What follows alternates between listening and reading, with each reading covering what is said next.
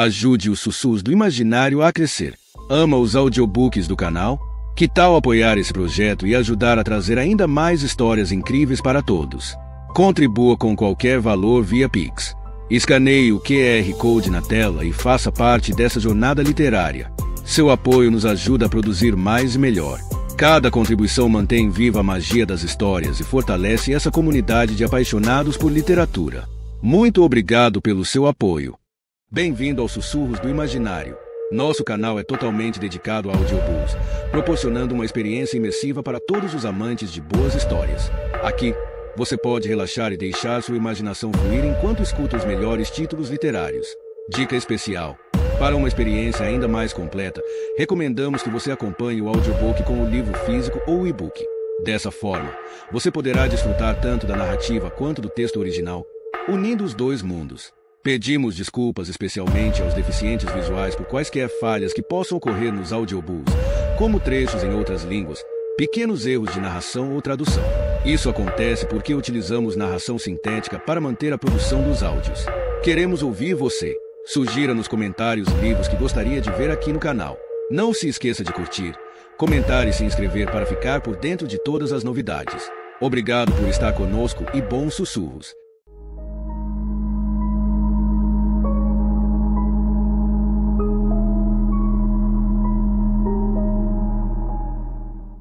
Capítulo 7. Callie vinha planejando sua fuga há quase 2 anos. Ele jamais usaria o plano em questão se tivesse escolha, pois as chances de sucesso eram muito pequenas. Os Redentores moviam mundos e fundos para recapturar fugitivos, para os quais a punição era enforcamento seguido de esquartejamento. Ninguém, até onde Callie sabia, havia conseguido despistar os cães do paraíso. Seu plano de longo prazo para escapar dos Redentores envolvia paciência.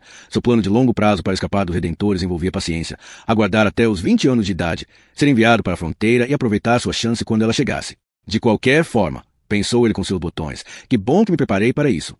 Enquanto se esgueirava pelo púlpito, ele tentava não pensar na chance de aquilo dar certo. Apesar disso, não conseguia conter a raiva ao ver o quanto sua intervenção lhe custará. Salvar a menina tinha sido inútil. Tudo que conseguirá com Aquila era morte quase certa. A sua e o que era menos importante, a de Embromador e Clays. Idiota. Ele respirou fundo e tentou se acalmar. Mas ela parecerá tão feliz na noite anterior. Seu sorriso tão... O quê? Era difícil descrever o que ele sentia sobre a felicidade, sobre ver alguém feliz de fato. Era isso que tinha voltado à sua memória quando ele tentou ir embora e ficou parado no corredor escuro, tremendo por conta do que vira nos aposentos do Lorde Disciplinador e do horror daquela crueldade repugnante. Aquilo o deixará lívido de raiva, coisa com a qual já estava acostumado. Porém, pela primeira vez na vida, Callie dera vazão a ela. Mas nada de bom saiu disso, pensou ele. Nada mesmo. Fosse como fosse, ela já havia chegado. Estava em um pequeno vão depois do púlpito principal, que tinha uma fenda em uma das pontas, não exatamente uma passagem, mas apenas o local onde parte de um muro interno não se encontrava direito com a muralha externa do santuário. Ele deslizou de lado para dentro dela, pretendo a respiração e se enfiando com dificuldade na abertura. Dentro de alguns meses, já estaria grande demais para passar por ali. No entanto, ele estendeu o braço para agarrar um apoio que tinha cavado quando era menor e conseguiu entrar raspando. Estava escuro demais para enxergar, mas o espaço era pequeno e Callie conhecia bem o esconderijo.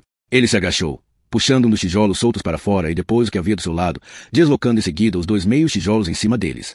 Em seguida, enfiou a mão no buraco e puxou uma corda longa trançada com esmero, em cuja ponta havia um gancho de ferro. Então, impertigou-se e se espremeu de volta entre as paredes. De volta ao vão, ficou escutando por um instante. Nada. Ergueu o braço e tateou a superfície áspera do muro principal, enfiando o gancho em uma pequena fissura que talhara no mês anterior, logo após terminar de trançar a corda. Ele a havia feito não de juta ou sisal, mas com os fios de cabelo dos acólitos redentores que catara dos banheiros durante os anos em que trabalhará como faxineiro, uma função repugnante, sem dúvida, que lhe causará engulhos diversas vezes, mas se Callie se forçar a suportar por ver nela uma chance de sobrevivência. Ele puxou a corda para se certificar de que estava presa. Então, com uma força impressionante para um menino de 14 anos, içou o próprio corpo e se encaixou entre as 2 paredes do vão, apoiando as costas contra uma e os pés contra a outra. Soltou o gancho, erguendo novamente até outra fissura e repetiu várias vezes o processo. Durante a hora seguinte, movendo-se não mais que 60 centímetros por vez, e muitas vezes menos, ele foi subindo até o topo da muralha do santuário. Quando rolou pela beirada do topo, ele soltou um grunhido exausto de satisfação. Ficou deitado ali por 5 minutos, seus braços como pesos mortos, sem vida exceto pela dor excruciante. Não ousou esperar mais que isso. Estendendo o braço para baixo, puxou a corda desenrolada atrás de si e enfiou o gancho na maior fissura que conseguiu encontrar. Então, jogou a corda pelo outro lado. Esperava que ela fizesse um barulho quando batesse no chão. Porém, O som que a corda fez quando ele a balançou para cima e para baixo não me pareceu nem um pouco claro. Ela tinha metade da altura do muro, como no lado de dentro do santuário, porém, até onde ele sabia, aquela parte da muralha poderia ter sido construída à beira de um precipício. Ele olhou para baixo, em direção à escuridão insondável, se deteve por um momento e então desceu o corpo pela beirada. Com a mão direita, tateou em busca da corda e a esticou de tal forma que o gancho foi obrigado a fincar sua ponta na fissura. Com uma das mãos no muro e a outra mantendo a corda retesada, ele parou onde estava ao perceber como aquela situação era apavorante. Mesmo assim, melhor isso do que ser enforcado e frito. E, com esse pensamento consolador em mente, soltou o muro, deixou a corda aguentar o tranco e desceu pela beirada. Com as pernas cruzadas sobre a corda, Callie foi descendo de mão em mão. Essa era a parte fácil, pois seu peso fazia todo o trabalho. Na verdade, ele teria ficado exultante, não fosse pelo fato de a corda não ter sido testada e poder arrebentar ou se desfazer de tanto se arrastar contra os muros ásperos, além da hipótese desagradável de ela não ser longa o bastante e deixá-lo pendurado a 30 metros do solo. Mesmo se caísse de uma altura de 3 metros nas rochas, quebraria a perna. Mas de que adiantava se preocupar? Era tarde demais. Em menos de 5 minutos, ele já havia alcançado o nó na corda que lhe dizia faltarem apenas 15 metros para ela acabar. Então, chegou ao marco de 3 metros. E, por fim, ao nó grande na ponta. Não havia nada abaixo dele. Ele deslizou pelo nó até estar se segurando apenas com uma das mãos. 1, 2, 3. Ele soltou.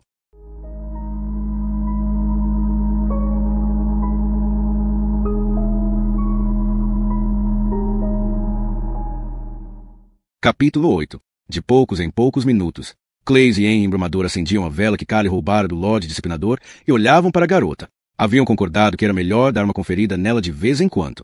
Afinal de contas, tinham 9 velas, de modo que não precisavam economizar. Eles já haviam visto pessoas ficarem caladas como aquela garota e com aquele mesmo olhar cego e estranho, geralmente meninos que tinham levado mais de 100 chibatadas. Se ficassem assim por mais de 2 dias, eram levados embora e nunca mais voltavam.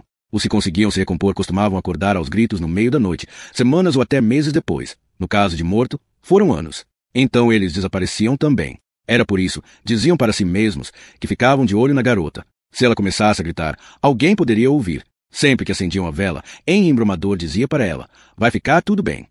A garota não respondia, limitando-se a estremecer de vez em quando. Na terceira vez em que acenderam a luz, Henry se lembrou de algo passado muito distante, uma frase que lhe veio à cabeça, algo reconfortante que ouvirá certa vez e do qual se esquecera há tempos. Passou, passou, disse ele. Passou, passou. Porém, eles tinham outro motivo para ficarem acendendo a vela, além de conferirem a garota. Não conseguiam parar de olhar para ela. Ambos tinham chegado ao santuário aos 7 anos de idade, saídos de uma vida que, àquela altura, lhes parecia tão distante quanto a lua. Os pais de Henry Embrumador tinham morrido pouco depois de ele nascer. Os de Clays o haviam vendido por $5 aos Redentori e eram apenas um pouco menos violentos com ele. Os dois não viam uma garota ou mulher desde que passaram pelos grandes portões do santuário, e tudo o que os Redentores haviam lhes dito era que mulheres e garotas eram joguetes do diabo. Se por acaso vissem alguma delas quando deixassem a fortaleza em direção à fronteira ou aos vales ocidentais, deveriam baixar os olhos. O corpo de uma mulher é o pecado encarnado, clamando aos céus por vingança. Apenas uma mulher deveria ser olhada sem repulsa ou temor, a mãe do Redentor enforcado que, caso único entre seu sexo, era pura. Ela era fonte de compaixão, perpétuo socorro e conforto, embora os meninos não fizessem ideia do que significavam essas virtudes, uma vez que jamais haviam se deparado com nenhuma delas. Os Redentores eram igualmente vagos sobre o que implicava toda essa coisa de as mulheres serem joguetes do diabo. Por conta disso, Clays e Henry Embrumador se sentiam impelidos a observar a garota com uma curiosidade profunda, misturada ao medo e assombro consideráveis. Qualquer criatura que conseguisse levar os Redentores a roubos tão intensos de repulsa e ódio deveria ser bastante poderosa, portanto, de maneiras que eles jamais conseguiriam sequer imaginar, digna de medo. Naquele momento, tremendo e apavorada sob a luz da vela, a garota não parecia nada assustadora. Ela ainda era, no entanto, fascinante. Para começo de conversa, suas formas eram extraordinárias. Ela usava um vestido de linho de boa qualidade, muito melhor do que qualquer coisa que os meninos já tivessem vestido, amarrado em volta da cintura por um cordão. Clays pediu para Henry Embrumador se afastar e abaixou a cabeça para sussurrar no ouvido dele. O que são aquelas saliências no peito dela? Perguntou ele. Henry Embrumador, com o máximo de deferência possível, levando-se em conta que ele não sabia como se comportar em relação a uma mulher, estendeu a vela em direção aos seus seios e os observou com atenção. Não sei, sussurrou-lhe por fim. Ela deve ser gorda, sussurrou Clays. Como aquele merda do Lorde dos Víveres. Obviamente, quase não havia meninos gordos no santuário. Podia-se contá-los nos dedos entre todos os 10.000. Henry Embrumador refletiu sobre aquilo. O Lorde dos Víveres é pelancudo e redondo. Ela é toda cheia de curvas. Pegue para ver, então, disse Clays. Henry pensou na hipótese por um instante. Não, talvez seja melhor a gente deixá-la em paz, disse ele. A coitada deve ter levado uma surra dele. Clays deu um suspiro profundo enquanto analisava a garota. Ela não tem cara de quem aguenta uma surra, não do tipo que Picarbo é capaz de dar. Costumava dar, corrige Henry embromador. Os dois reuniram com uma satisfação estranha, levando-se em conta o perigo em que a morte dele os colocará. Por que será que ele bateu nela? Perguntou-se Clays. Provavelmente, disse Henry embromador, por ela ser um joguete do diabo. Clays assentiu. Parecia plausível. Como você se chama? Perguntou Henry embromador, não pela primeira vez. Novamente, ela não respondeu. Quanto tempo será que Callie vai demorar? Disse ele. Você acha que ele tem um plano? Acho, disse Henry embromador, em um tom de certeza absoluta. Quando ele diz uma coisa, é para levar a sério. Bem, fico feliz que você tenha tanta certeza. Quem me dera pensar assim. Então a garota disse algo, mas tão baixinho que eles não conseguiram ouvir. O que você disse? Perguntou Henry embromador. Riba. Ela respirou fundo. Meu nome é Riba.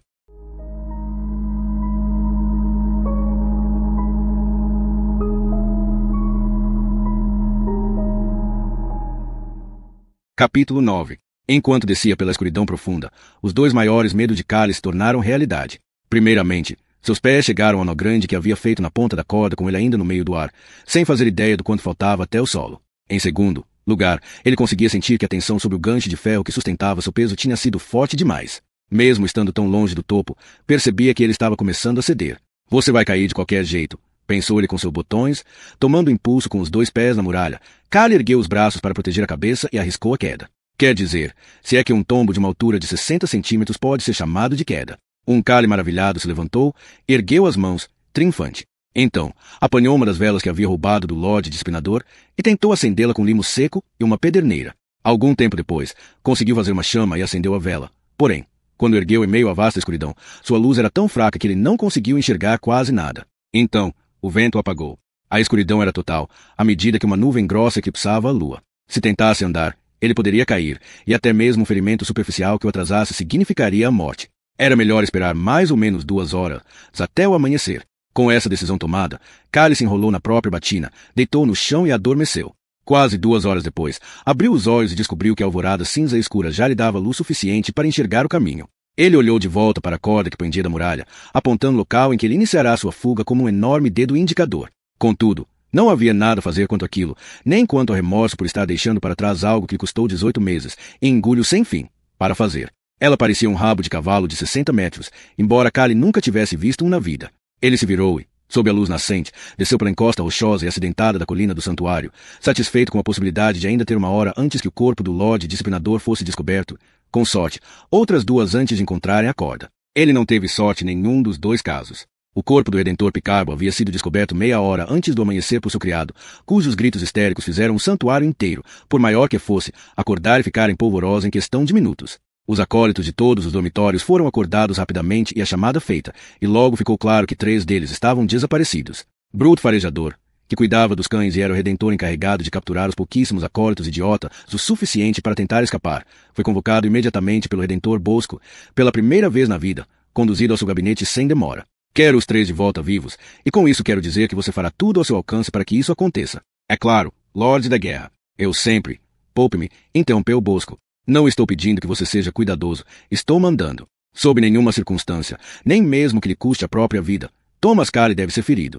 Creio que não há problema se Clays e Henry forem mortos, embora eu também os prefira vivos. O senhor me permite perguntar por que a vida de Callie é tão preciosa, senhor? Não. O que devo dizer aos outros? Eles jamais entenderão uma coisa dessa, se estão furiosos. Bosco percebeu aonde Brute queria chegar. A ira sagrada podia dominar até o mais obediente Redentor diante de um acólito que fez algo tão inimaginavelmente terrível. Ele suspirou com irritação. Você pode sugerir que Callie está sob minhas ordens, foi forçado a acompanhar esses assassinos enquanto tentava desvendar uma conspiração das mais tenebrosas para assassinar o sumo pontífice. Essa, pensou Bosco, é uma desculpa medíocre, porém boa o suficiente para Brute, que ficou imediatamente pálido de aflição. Ele era de uma brutalidade excepcional, mesmo para os padrões dos redentores responsáveis pelos canis. Porém, o zelo profundo que Brute sentia pelo pontífice, como de uma mãe pelo filho, era evidente para qualquer um. A corda de fio de cabelo de Callie foi logo descoberta e seu cheiro mostrado para os cães do paraíso. Em seguida, os portões foram abertos e uma equipe de caçadores foi enviada, com Callie a menos de 8 quilômetros de distância dali. No entanto, em seu aspecto mais importante, o plano tinha sido um sucesso. Não ocorrerá a ninguém que apenas um acólito tivesse escapado, de modo que não foi feito nenhum tipo de busca dentro do santuário. Por ora, Henry embromador, Clays e a garota estavam a salvo. Partindo do princípio, é claro, que Callie mantivesse sua promessa. Callie já havia andando outros 6,5 quilômetros quando ouviu, muito ao longe, o som de cães se deslocando contra o vento. Ele se deteve e ficou escutando no silêncio. Por um instante, havia apenas o vento gelado raspando as rochas arenosas. Então, ficou claro que, por mais distante que aquele som lhe parecesse, cedo ou tarde ele enfrentaria problemas. Era um barulho estranho e agudo, diferente dos latidos habituais de uma matilha de cães de caça, e que mais parecia um grito contínuo de raiva, como os guinchos de um porco degolado por uma serra enferrujada. E aqueles cães eram, de fato, grandes como porcos, mais ferozes do que javalis com presas que davam a impressão de que alguém tinha despejado uma sacola cheia de pregos enferrujados em suas bocas.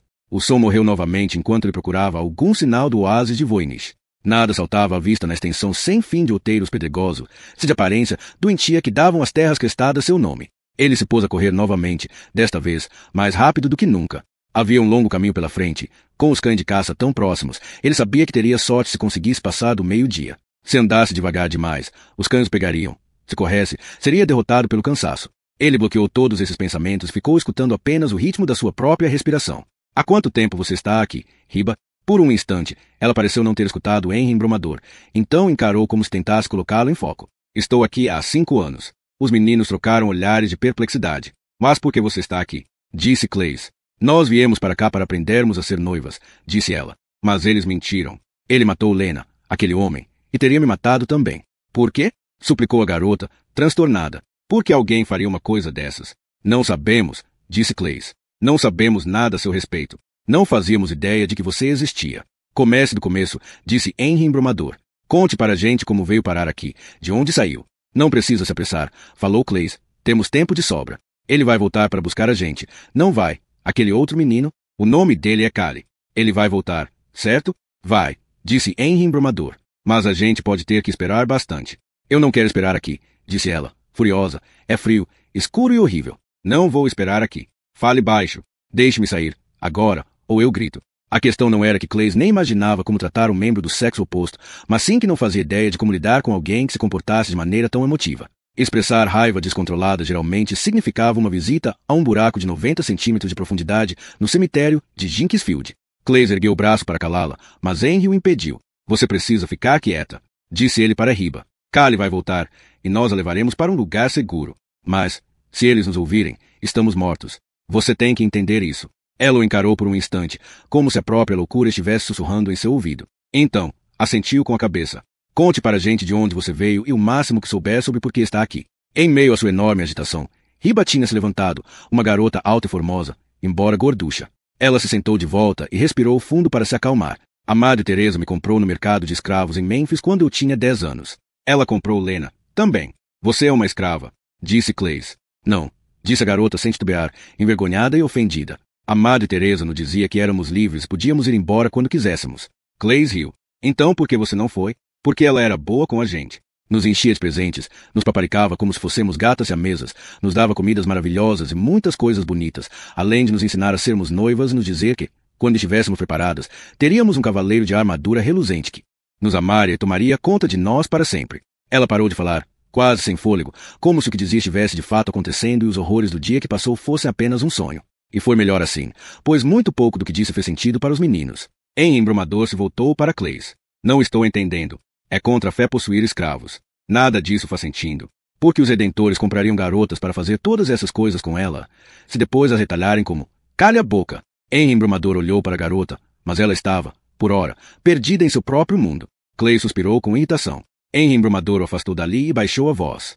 Como você se sentiria se tivesse que ver aquilo acontecendo com uma pessoa com quem conviveu por 5 anos? Eu agradeceria a minha estrela da sorte por ter um dia esmiolado como Callie por perto para me salvar. Você precisa, acrescentou ele, se preocupar mais com a gente e menos com aquela garota. O que ela significa para a gente ou a gente para ela? Deus sabe que nós não precisamos procurar mais sarna para nos coçar. O que está feito, mas ainda não está feito, está? Como isso era verdade, Henry embromador ficou em silêncio por um instante.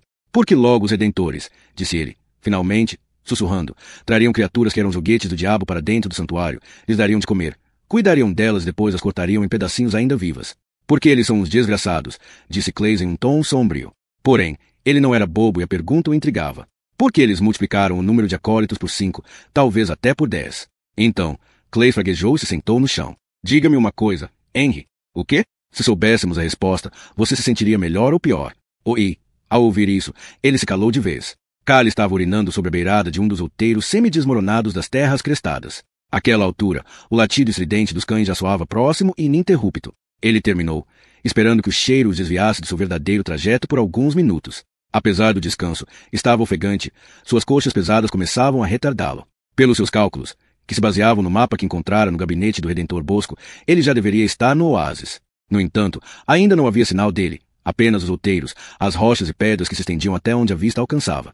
Somente então Kali admitiu a possibilidade que vinha carregando consigo desde que havia encontrado o mapa, a de que aquilo era uma armadilha preparada para ele pelo Lorde da Guerra. Não fazia sentido desacelerar agora, os cães estariam em cima dele em questão de minutos. Não houve interrupção no barulho, o que significava que eles haviam deixado de sentir ou ignorado o cheio de sua urina. Ele começou a correr o mais rápido possível, embora estivesse cansado demais depois de 4 horas para aumentarem muito sua velocidade. Os cachorros ladravam, preparados para matar, e Kali começou a diminuir o ritmo, sabendo que jamais conseguiria correr mais rápido do que eles. Sua respiração chiava como se a areia estivesse sendo raspada contra os seus pulmões, e ele começou a tropeçar. Então, caiu. Kali se levantou em um instante, porém, a queda o fizera olhar ao seu redor. Ainda os mesmos outeiros e as mesmas rochas, mas já era possível ver mato ressecado e tufos de grama na areia. Onde havia grama, só poderia haver água. Imediatamente, os latidos ficaram mais intensos, como se os cães tivessem sido açoitados com um chicote coberto de pregos. Kali saiu correndo em busca do oásis, rezando para estar indo na direção certa, e não contornando o rumo a mais deserto e à morte certa. Contudo, a grama e o mato ficaram mais espessos. Depois de quase levar um tombo a saltar por sobre uma colina, Kali se viu diante do oásis de Voynich. Àquela altura, os cachorros estavam uivando, pois sentiam que a caçada chegará ao fim. Kali continuou correndo, tropeçando conforme seu corpo começava a se rebelar. Ele sabia que não devia olhar para trás, mas não pôde evitar. Os cães de caça saltavam do topo da colina como pedras de carvão de dentro de um saco, latindo e uivando em seu desespero para fazê-lo em pedaços, se atrapalhando enquanto rosnavam e mordiam uns aos outros. Ele continuou correndo à medida que os cães saltavam em sua direção, com as costas vergadas, arreganhando os dentes. Então, conseguiu ver as primeiras árvores do oásis. Um dos cachorros, mais rápido e feroz que o demais, já estava em cima dele. A criatura sabia o que fazer e enganchou o calcanhar de Kali com a pata da frente, fazendo perder o equilíbrio e se estatelar no chão. Isso deveria ter sido o fim. Porém, de tão afoito em agarrar sua presa, o cão também se desequilibrou. Desacostumado à superfície mais úmida e movediça do oásis, ele não conseguiu apoio e caiu de cara, dando uma cambalhota e levando uma pancada forte na espinha ao bater contra uma árvore. O cão uivou de raiva, porém, seu desespero em ficar de pé só piorou a situação, à medida que ele se debatia em busca de equilíbrio no solo instável.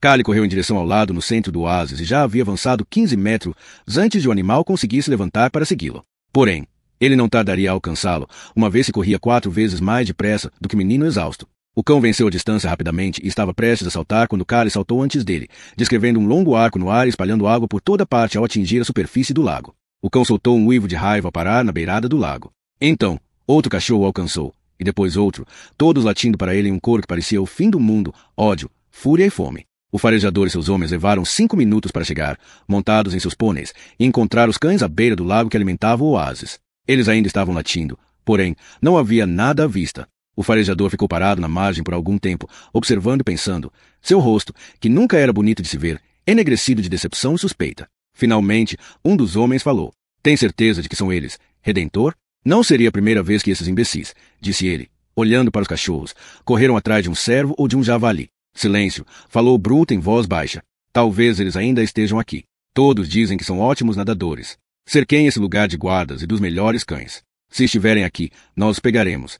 Mas, por Deus, Kali não deve ser ferido. Na verdade, Brunt não havia contado nada a seus homens sobre a conspiração contra o pontífice inventada por Bosco. Ele não havia mentido ao Redentor sobre a ira dos seus subordinados, pelo menos não exatamente. Eles estavam enfurecidos, não havia dúvida. Porém, cumpririam suas ordens pelo simples fato de que elas partiam dele. Ser o único Redentor comum a conhecer a terrível ameaça contra o pontífice fazia com que Brunt sentisse um amor ainda mais profundo pela sua santidade, e ele não queria desperdiçá-lo compartilhando com terceiros. Ele fez um gesto, um leve menear da cabeça, nada mais.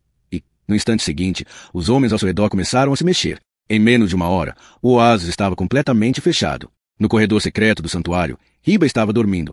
Clay tinha ido caçar ratos, enquanto Em Embrumador observava a garota, intrigado com suas curvas estranhas, sentindo novos embaraçosos impulsos juntamente com a fome e o medo. Ele fazia bem em estar assustado. Os redentores não paravam de procurar por fugitivos até eles serem apanhados, por mais que demorasse. Quando finalmente os recapturavam, transformavam-nos em exemplos que congelariam o sangue nas veias de cada acólito por 100 anos, fazendo seus corações pararem dentro do peito e seus cabelos ficarem em pé como os espinhos de um ouriço irritado. A crueldade e a agonia da punição, e morte dele se tornaria uma lenda. Apesar de entretido com os ratos, Clay sentia praticamente o mesmo. O outro sentimento que os dois compartilhavam era a suspeita cada vez maior de que Callie estava meio caminho de Memphis, que jamais voltaria. Na verdade, Clay não tinha dúvidas disso. Porém, mesmo o leal Henry Embrumador não estava seguro do que Callie faria. Ele sempre quis ser seu amigo, embora não conseguisse entender bem por quê. O medo do anátema contra amizades dos redentores fazia com que os acólitos se evitassem, principalmente porque eles bolavam armadilhas. Os meninos que possuíam algum charme e certa tendência à deslealdade eram treinados pelos padres a desenvolverem ainda mais essas qualidades. Conhecidos como frangotes, esses meninos seduziam os incautos a trocar confidências, bater papo, brincar, entre outros sinais de amizade. Os que caíam na conversa deles levavam 30 golpes com uma luva coberta de pregos diante do dormitório inteiro e eram deixados sangrando ali por 24 horas. Contudo, nem mesmo consequências tão terríveis impediam alguns acólitos de se tornarem bons amigos e aliados na grande batalha para continuarem vivos ou serem engolidos pela fé dos redentores. No entanto, quando o assunto era Callie, Henry Embrumador nunca sabia ao certo se a amizade deles era verdadeira. Henry se deu o trabalho de instigar Callie bancando o insolente com vários redentores na frente dele, esperando impressioná-lo com sua esperteza e ousadia. Ainda assim, passou meses achando que o outro nem percebia o que ele estava fazendo, ou que, se percebesse, estava pouco se lixando. Callie mantinha sempre a mesma expressão atenta, fria e lacônica. Ele jamais deixava suas emoções transparecerem, fossem quais fossem as circunstâncias. Suas vitórias nos treinamentos não pareciam lhe dar prazer, assim como as punições cruéis para as quais Bosco geralmente selecionava não pareciam lhe causar dor. Não era exatamente temido pelos acólitos, que tampouco gostavam dele. Ninguém conseguia entendê-lo. Callie não se rebelava, mas também não abraçava a fé. Todos deixavam em paz. E Callie, até onde dava para perceber, preferia que fosse assim. Uma moeda pelos seus pensamentos. Era Clay, de volta da caça aos ratos, as presas sem rabo pendendo de um cordão em volta da sua cintura. 5 delas. Ele desatou um nó, largou os roedores em uma pedra e começou a esfolá-los. Melhor prepará-los antes que ela acorde, disse Clay, sorrindo. Não acho que ela os comeria cozidos nas suas próprias peles. Por que você não deixa ela em paz? Você sabe que a gente vai morrer por causa dele, não sabe? Não que tenhamos muita chance, de qualquer forma. Seu amigo tem 12 horas para voltar. Ou o quê? Interrompeu Henry Embrumador. Se você tiver um plano, desembuche. Sou todo ouvidos. Clay fungou e começou a estripar os ratos. Se eu não tivesse essas belezinhas para comer, disse ele, gesticulando para os ratos, estaria muito pessimista agora. Sobre nossas chances, quero dizer, nossas chances de ver Callie novamente. Depois de emergir de um dos canaviais às margens do lago, Callie atravessou cerca de 500 metros de escavações. Há 15 anos que os redentores vinham até aquele oásis, se levavam embora toneladas de humus precioso que se formava sob as copas das árvores. Aquele humus era mágico, capaz de enriquecer até mesmo o solo morto das hortas de vegetais do santuário. Ele era tão fértil que seu uso permitiu, sozinho, que o número de acólitos treinados ali fosse multiplicado por 10. Callie, no entanto, descobrira que o solo do oásis possuía outra propriedade. Certo dia, enquanto trabalhava no jardim sob a vigilância dos cães que eram lançados sobre qualquer acólito que roubasse, Callie parou por um instante e tirou do bolso um pedaço de pé de defunto que havia encontrado no chão do refeitório. Logo que o cheirou, percebeu que ele não tinha caído da panela, mas sido jogado fora. Estava podre e completamente intragável. Callie notou que um dos cachorros estava dormindo ali perto, enquanto seu cuidador olhava para o outro lado. Ele jogou a carne na direção da criatura, não por bondade, mas esperando que ela, como qualquer cão, comeria qualquer coisa, mandasse aquilo goela abaixo e passasse mal, o que seria bem feito. O pedaço de pé de defunto caiu perto do cão, em cima de um montinho de humus do oásis ao lado da sua cabeça. O cachorro se levantou ao ouvir o barulho, alerta. Porém, apesar de haver comida debaixo do seu nariz, que conseguia sentir o cheiro de xixi de mosquito a 1000 metros de distância, ele sequer olhou para o pedaço de carne. Em vez disso, encarou Callie, deu um bocejo e se coçou, deitando-se novamente e voltando a dormir. Mais tarde, depois que o guarda e o cão foram embora, Callie apanhou o pedaço de pé de defunto e o cheirou. Estava fedendo terrivelmente. Intrigado, ele envolveu a carne em um punhado de humus que apanhara do chão. Então, cheirou-a novamente e tudo que conseguiu sentir dessa vez foi um aroma forte e pungente de adubo. Algo no humus havia feito mais do que disfarçar o cheiro de gordura apodrecida. Ele tinha desaparecido. Porém, somente enquanto os dois estavam em contato. Voltando à horta nos dias seguintes, ele fez uma experiência com os cães, à medida que o pedaço de pé de defunto ficava cada vez mais fedorento. Em nenhuma das vezes eles sentiram cheiro algum. Por fim, Callie largou a carne sem a camada de humus na calçada de pedra. Em questão de minutos, um dos cachorros a devorou, atraído pelo cheiro.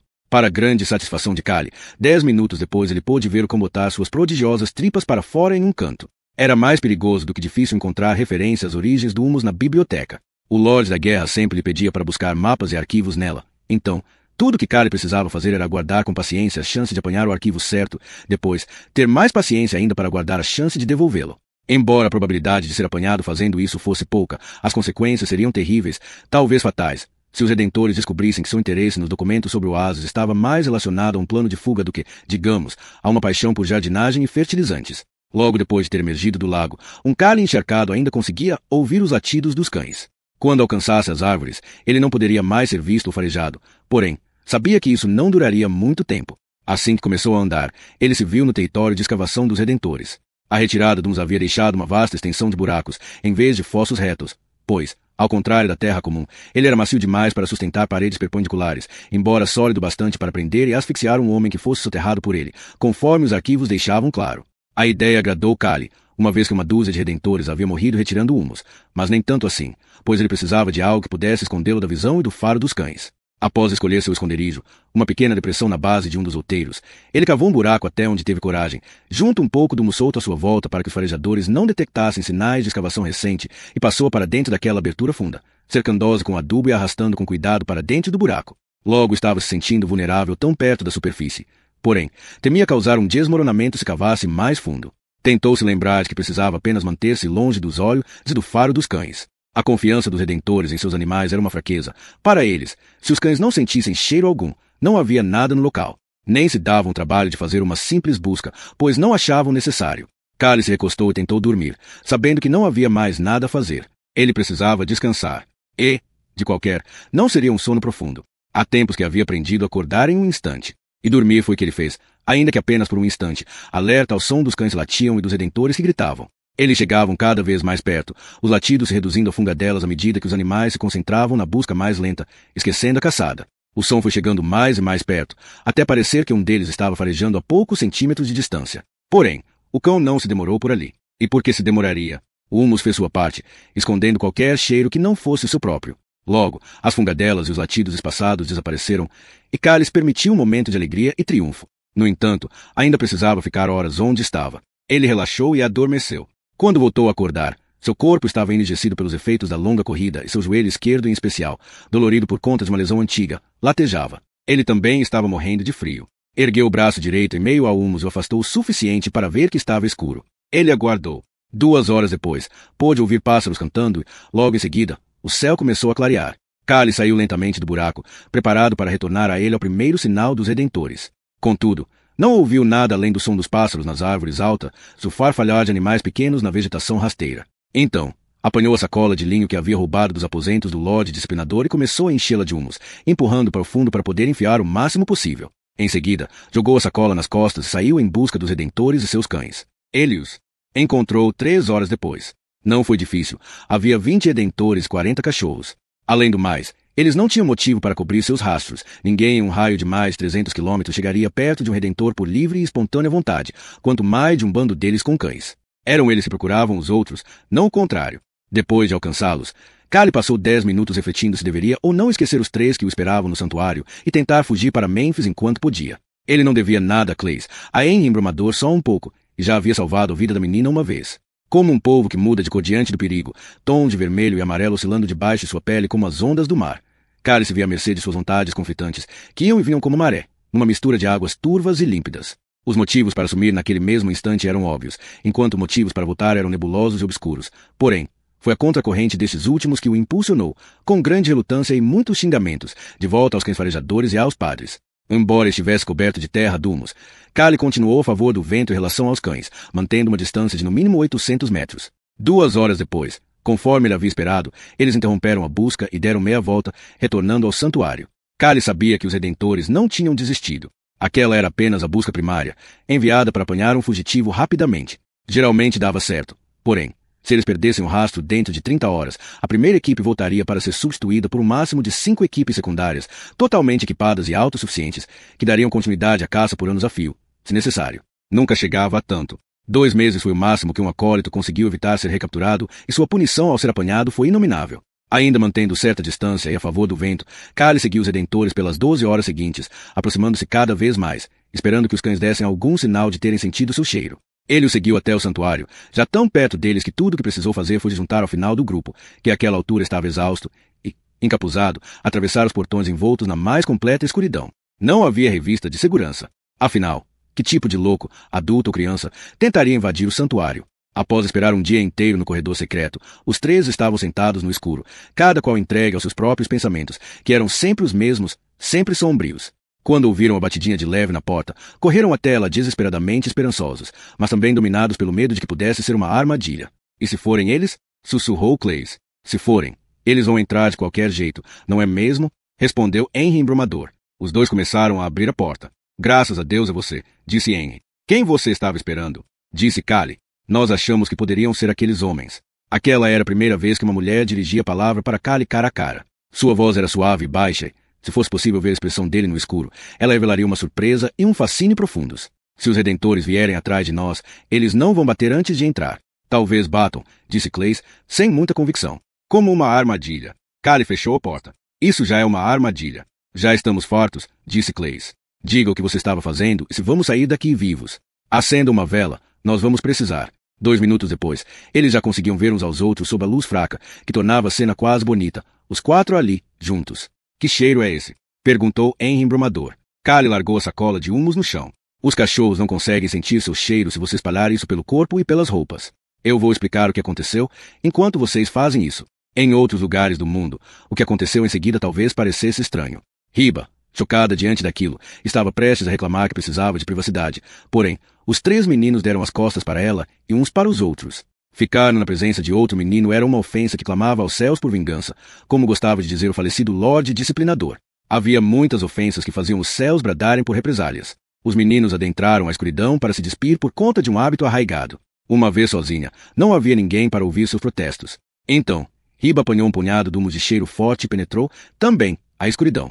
Preparados, zombou a voz de Callie. Então, vou começar.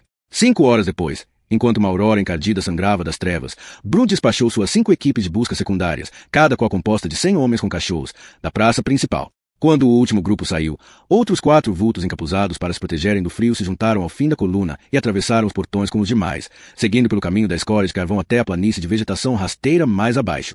Ali, os 500 redentores se dividiam em seus respectivos grupos e se encaminhavam para todas as direções. Os 4 continuaram atrás da coluna que seguia para o sul. Eles acompanharam por 4 horas, enquanto o preceptor entoava a Marcha da Vergonha. Sagrado Redentor, expurge nossos pecados. Veio a resposta grunhida de 104 vozes. Sagrado Redentor, castigue-nos por nossas ofensas. Sagrado Redentor, flagele-nos por nossa luxúria. Sagrado Redentor, mortifique-nos por nossa. E assim por diante, até uma curva fechada que contornava o primeiro outeiro das terras crestadas, quando 104 vozes se tornaram somente 100.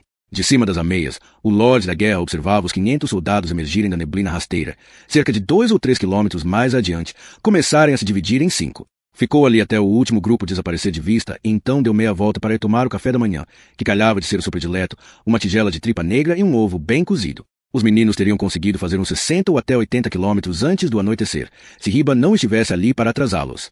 Bonita, gorducha e mimada, em 5 anos ela mal havia se movido, andando somente da mesa de massagem para uma banheira quente. De lá, outras 4 vezes por dia, para uma mesa de jantar cheia de folhas de uva recheadas, pés de porco com geleia de carne, bolos de especiarias e tudo mais de engordativo que você possa imaginar. Consequentemente, ela era tão capaz de andar 60 quilômetros quanto de voar 50. A princípio, Clays e Callie ficaram irritados, mandando-a se mexer. Porém, quando ficou claro que espezinhá-la, ameaçá-la e até mesmo implorar não faria a pobre garota dar mais um passo que fosse, eles sentaram no chão.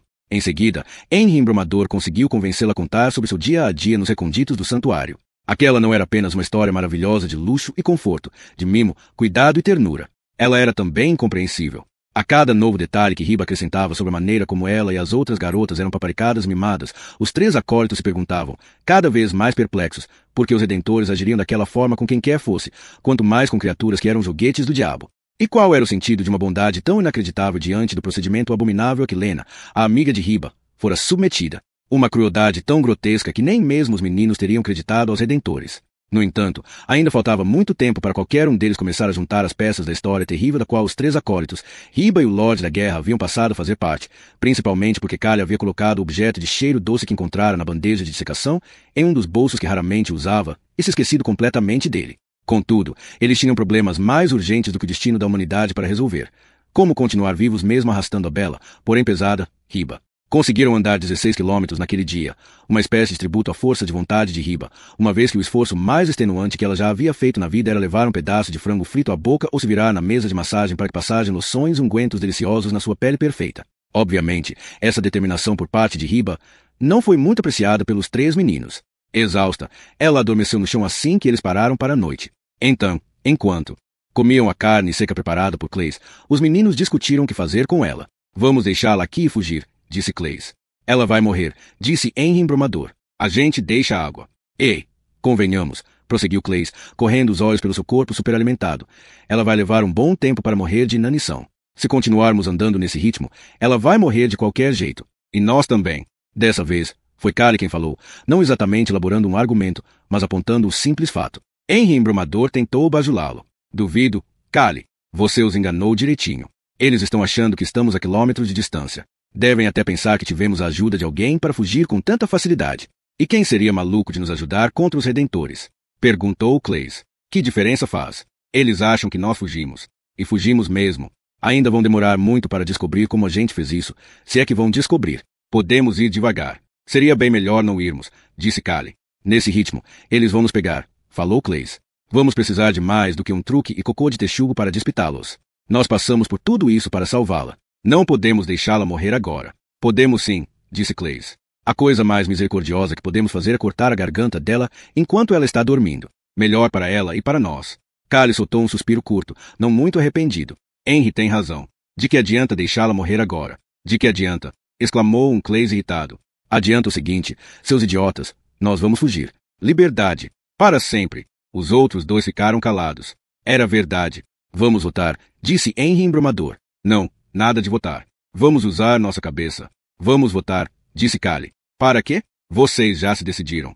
Vamos ficar com a garota. Houve um silêncio emburrado. Tem outra coisa que deveríamos fazer, disse Callie por fim. O que foi agora? Resmungou Clays. Vamos catar penas de ganso o suficiente para fazer um colchão para a cadela gorda.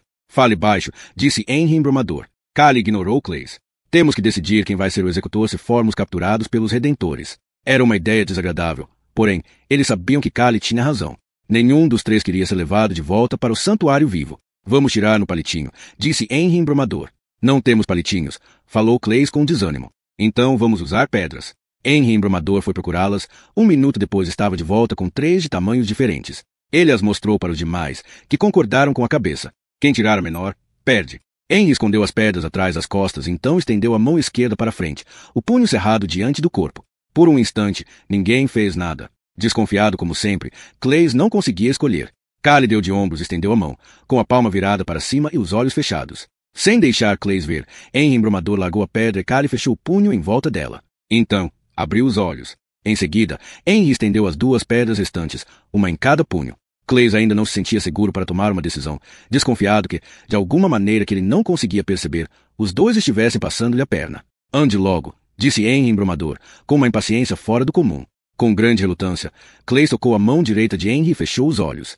Então, cada um ficou com uma pedra. Quando eu chegar a 3.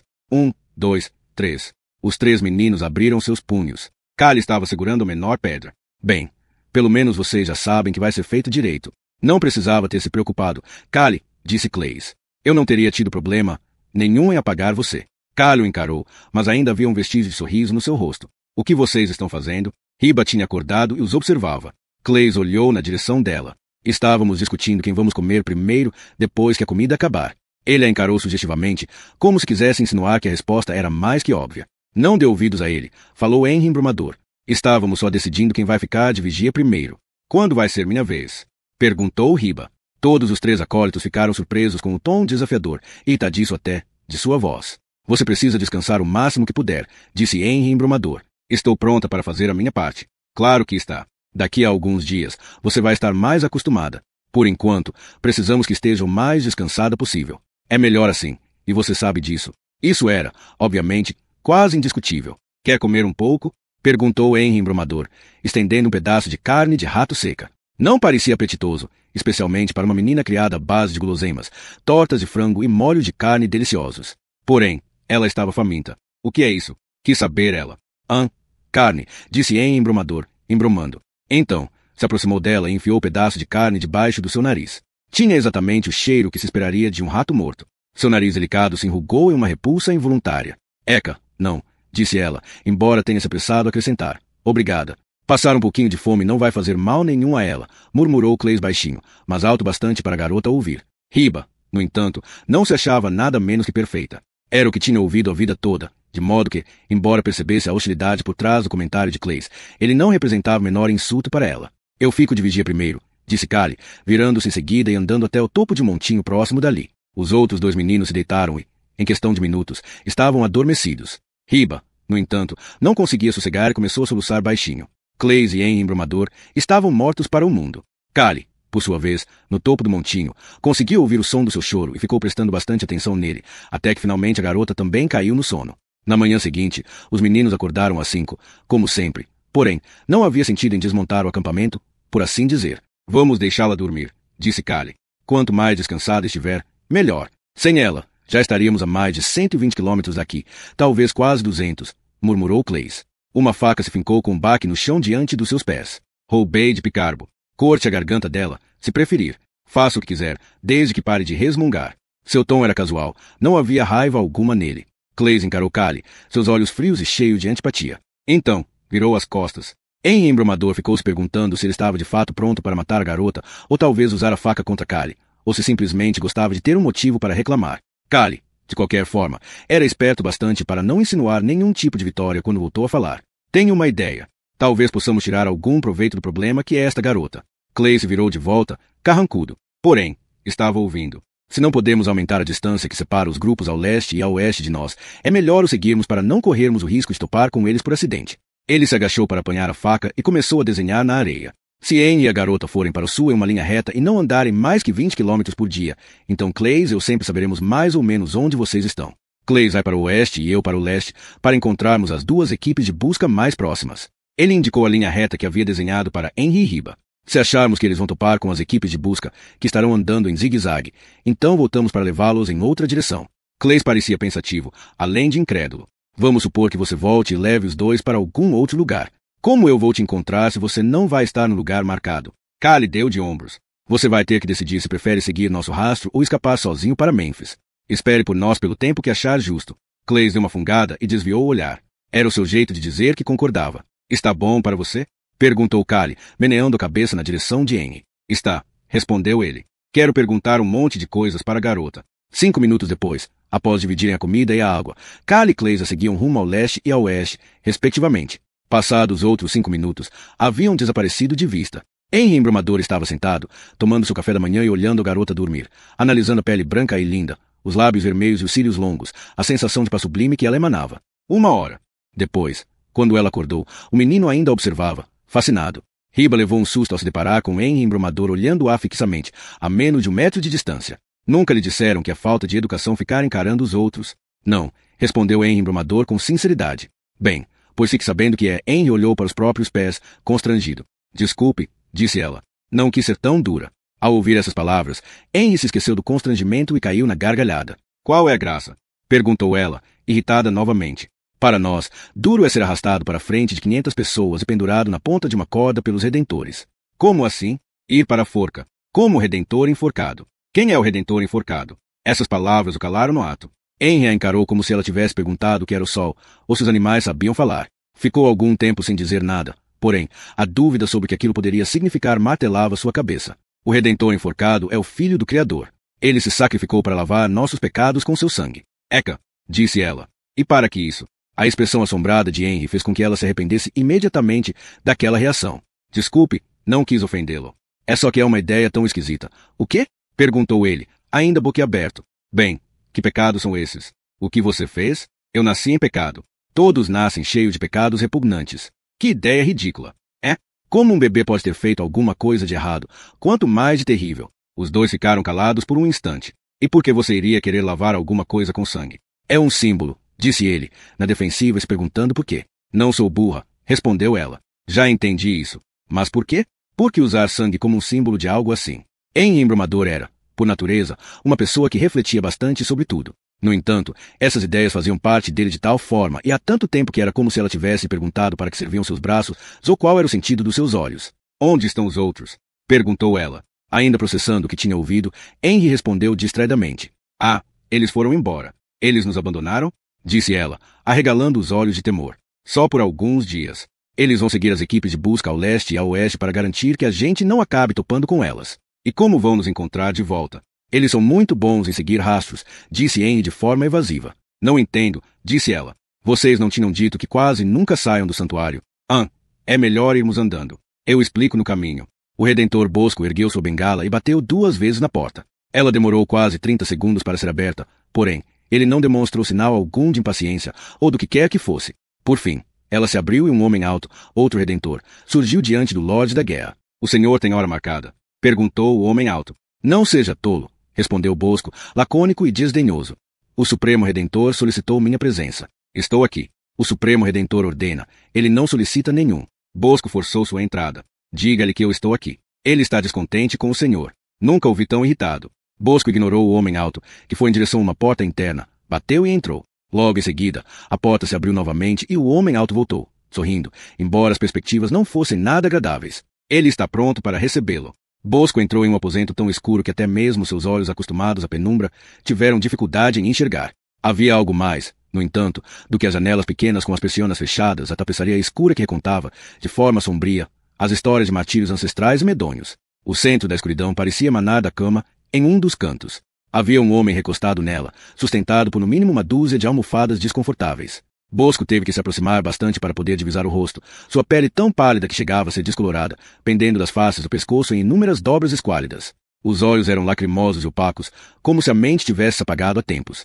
Porém, quando enxergaram Bosco, uma espécie de brilho lampejou neles, como o faixe de um farol distante. Essa luz, no entanto, apontava diretamente para o rosto do Redentor Bosco e era repleta de ódio e grande astúcia. Você me fez esperar, disse o Supremo Redentor, sua voz distante, porém clara. Vim o mais rápido possível, Sua Excelência. Suas palavras foram recebidas com incredulidade, e ele não esperava que fosse diferente. Quando eu convocar, Bosco, você deve largar tudo imediatamente, sem demora. Ele riu. Era um som especialmente desagradável que apenas Bosco, em todo o santuário, não achava irritante. Soava como uma coisa morta, animada apenas por uma malícia e raiva intensas.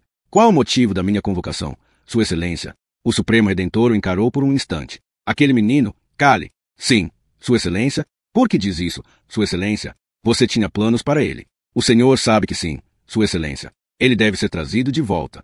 Nós dois não discordamos em nada, Sua Excelência. Trazido de volta e punido. É claro, Sua Excelência. E depois enforcado e esquartejado. A princípio, Bosco não respondeu nada. Ele assassinou um Redentor. Deve ser transformado em um ato de fé. Bosco pareceu refletir por um momento. Minhas investigações deixaram claro que os responsáveis foram os outros 2 acólitos. É bem provável que tenham coagido Kali a fugir com eles. Estavam armados, ele não. Se isso for verdade, então Kali deve ser punido apenas para servir de exemplo. O esquartejamento, no entanto, me parece desnecessário. Já basta os outros 2, uma vez que a culpa é deles. Ouviu-se uma risada de desprezo que mais parecia o som de alguém se engasgando. A piedade não combina com você, Bosco. É a sua vaidade quem está falando. Não interessa quem matou Picarbo, Kali ou esses outros 2. Por Deus, estou quase decidido a queimar o dormitório inteiro junto com eles. O Supremo Redentor se permitiu ficar agitado demais, a ponto de engasgar na própria saliva. Ele gesticulou para uma caneca d'água sobre o criado mudo.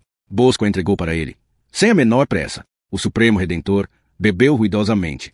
Por fim, devolveu ao Lorde da Guerra a caneca suja de baba. Bosco devolveu-a ao criado mudo com uma expressão discreta de nojo. Aos poucos, a respiração chupada do Supremo Redentor começou a desacelerar e voltar ao normal. A atmosfera de malevolência, no entanto, havia apenas crescido. Conte-me sobre esse problema envolvendo Picarbo. Problema, Sua Excelência? Sim, problema, Bosco. O problema de terem encontrado o Lorde Disciplinador nos seus aposentos com uma vadia estripada. Disse Bosco, pensativo. Esse problema.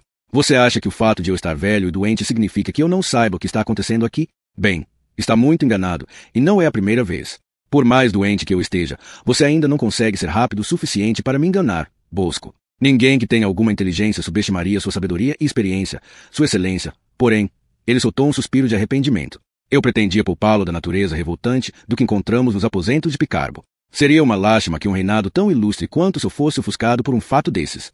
Estou velho demais para esse tipo de abobrinha, Bosco. Quero saber o que ele estava fazendo com ela. Não era apenas sexo, era, mesmo Bosco, um homem ao qual nada parecia afetar, ficou perturbado ao ouvir aquele termo. Ninguém jamais se referia de forma tão direta ao ato sexual, que geralmente era mencionado através de eufemismos como bestialidade e poluição. Ainda assim, Muito raramente. Talvez sua alma tenha se desvirtuado. O mal nunca descansa, Sua Excelência. Ele talvez tenha passado a retirar prazer das punições justas que aplicava aos acólitos. Já aconteceu outras vezes, se não me engano. O Supremo Redentor grunhiu. Como ele arranjou uma garota aqui? Até o momento, não fui capaz de descobrir. Porém, ele possuía muitas chaves. Somente o senhor e eu tínhamos permissão para fazer perguntas a um Lorde Disciplinador. Levará tempo. Ele não teria conseguido fazer isso sem ajuda. Talvez não seja uma questão apenas de bestialidade, mas também de heresia. Também pensei o mesmo, Sua Excelência. 20 dos seus comparsas estão isolados na casa do desígnio especial. Até o momento, os veteranos dizem não saber de nada, porém, os redentores comuns admitiram terem expandido o cordão de isolamento ao redor do convento por ordem de Picarbo. Eles teriam bloqueado mais corredores para não levantar suspeitas. Afinal, o convento já é totalmente isolado dos redentores. Ninguém jamais deveria ver os rostos das noivas. Picarbo disfarçou as idas e vindas deles passando a cozinha e a lavanderia dos redentores superiores para dentro do cordão de isolamento. Tudo entra e sai através de um grande tímpano. Depois que Picarbo incluiu o Lorde dos Víveres e o mestre da lavanderia em sua pequena trama herege, retirar comida ou qualquer outra coisa lá de dentro deixou de ser problema. Mas estamos abrindo quilômetros e quilômetros dos corredores antigos. Molly teria descoberto cedo ou tarde. Infelizmente, o mestre das reivindicações também era um deles. Meu Deus! Aquele falso beato insignificante do Molly estava ajudando a transformar o santuário em um prostíbulo. O Supremo Redentor se recostou e ficou boquiaberto diante de terrível enormidade da questão. Precisamos de um expurgo. Precisamos de atos de fé daqui até o fim do ano. Devemos Sua Excelência, interrompeu Bosco. Ainda não há a menor certeza de que o propósito deste harém seja poluição. Desconfio que nem mesmo seja um harém, e sim mais um lugar de isolamento. Pelo que pude decifrar dos escritos de Picarbo, por mais loucos que fossem, ele estava à procura de alguns coisa, algo bem específico. E o que poderia encontrar nas tripas de uma cadela gorda? Ainda não sei dizer, Sua Excelência. Talvez seja necessário um expurgo, e de grandes proporções. Porém, deveríamos esperar até eu chegar à verdade disso tudo antes de começarmos a acender as velas para Deus. Acender velas para Deus não tinha nada a ver com cera ou pavios. Tome cuidado, Bosco. Você se acha melhor por saber das coisas, mas eu sei. Ele apontou um dedo para Bosco e ergueu a voz. Eu sei que o conhecimento é a raiz de todo o mal. Aquela desgraçada da Eva quis saber das coisas. Se foi isso que trouxe o pecado e a morte para todos nós. Bosco se levantou e seguiu em direção à porta. Redentor Bosco. O Lorde da Guerra se virou para encarar o velho sacerdote atrofiado. Assim que você trouxer Cale de volta para cá, ele será executado. Eu expedirei uma ordem para isso hoje mesmo. E esqueça isso de investigar a fundo a devassidão de Picarbo. Dê cabo de todas as pessoas envolvidas com ele. Não quero saber se podem ser inocentes. Não podemos nos arriscar a ter heresia por aqui. Queime-os e deixei que Deus separe o joio do trigo. Os puros terão uma melhor recompensa na vida eterna. Um observador atento aos mínimos detalhes talvez tivesse visto o Lorde da Guerra piscar como se tivesse refletido sobre algo e tomado uma decisão. Poderia, no entanto, ter sido apenas uma ilusão criada pela falta de luz. Ele deu um passo à frente e se inclinou como se quisesse afufar os travesseiros em volta do Supremo Redentor. Mas, em vez disso, pegou um deles e o posicionou com cuidado e firmeza sobre o rosto minúsculo e velho. Tudo isso foi feito tão rápido e com tão pouco alarde que o Lorde Supremo Redentor só percebeu o horror do que estava acontecendo uma fração de segundo antes de o travesseiro tapar sua boca. 2 minutos depois, Bosco saiu do quarto e viu o Redentor alto se levantar imediatamente para ir ao encontro de seu mestre. Ele caiu no sono enquanto conversávamos. Não é algo que o Supremo Redentor costume fazer. Talvez o senhor devesse dar uma olhada nele. Bosco não só havia assassinado o Supremo Redentor, como também havia mentido para ele. Não lhe revelara o verdadeiro tamanho da coleção de jovens do sexo feminino de Picarbo, ou suas suspeitas cada vez maiores em relação ao objetivo dos experimentos repulsivos do falecido Lorde Disciplinador. Precisaria de um tempo para refletir sobre o que fazer com as mulheres, porém, em breve elas seriam um ótimo pretexto para seu próximo passo no intuito de assumir total controle do santuário, além de uma lição prática para Cale quando ele estivesse de volta. No terceiro dia, Cale já havia alcançado os Redentores e os observado virar para o oeste, afastando-se de Henry Embromador e Riba. Porém, no dia seguinte, eles viraram para o leste, o que os aproximaria perigosamente dos dois. Foi enquanto seguia, torcendo para tomarem a direção oposta novamente, que ele teve a única experiência realmente estranha da sua tocaia. Ele estava acabando de contornar um dos outeiros das terras crestadas, que havia desabado, formando uma saliência dentada. Quando fez a curva, topou com um homem vindo na direção oposta. Cale ficou tão surpreso que quase perdeu o equilíbrio no chão de cascalho, enquanto o homem, que estava em uma parte mais íngreme, não conseguiu encontrar apoio e caiu de costas com um baque pesado. Isso deu tempo a Cale de puxar a faca que havia roubado do Lorde Disciplinador e ir para cima do homem, deixando-o à sua mercê. O outro, no entanto, logo venceu a surpresa que aquela visão estranha lhe causará e começou a se levantar com um gemido. Cale brandiu a faca na sua direção, para deixar claro que ele deveria ficar onde estava. Então é assim? Disse o homem com uma cordialidade aborrecida. Primeiro você me derruba no chão, e depois quer cortar minha garganta. Não é muito amigável. É o que dizem a meu respeito. O que você está fazendo aqui? O homem sorriu. O que todo mundo faz nas terras crestadas. Tentando sair. Não vou perguntar de novo. Não acho que isso seja da sua conta. Sou eu que estou com a faca, então eu decido que é da minha conta ou não. Bem observado. Posso me levantar? Por enquanto pode ficar aí mesmo. O homem parecia já ter visto algumas coisas estranhas na vida, porém, estava claramente intrigado com a presença de alguém tão jovem e tão seguro de si no meio das terras crestadas. Você está bem longe de casa, não está, garoto? Não esquente comigo, vovô. Você deveria estar mais preocupado em saber onde vai conseguir comprar uma bengala neste fim de mundo. O homem riu. Você é um acólito dos redentores, não é? O que você tem com isso? Nada, na verdade. É só que nas poucas ocasiões em que vi um acólito eles estavam em fileiras de 200, se havia umas 2 dúzias de redentores vigiando-os com chicotes. Nunca tinha visto um sozinho.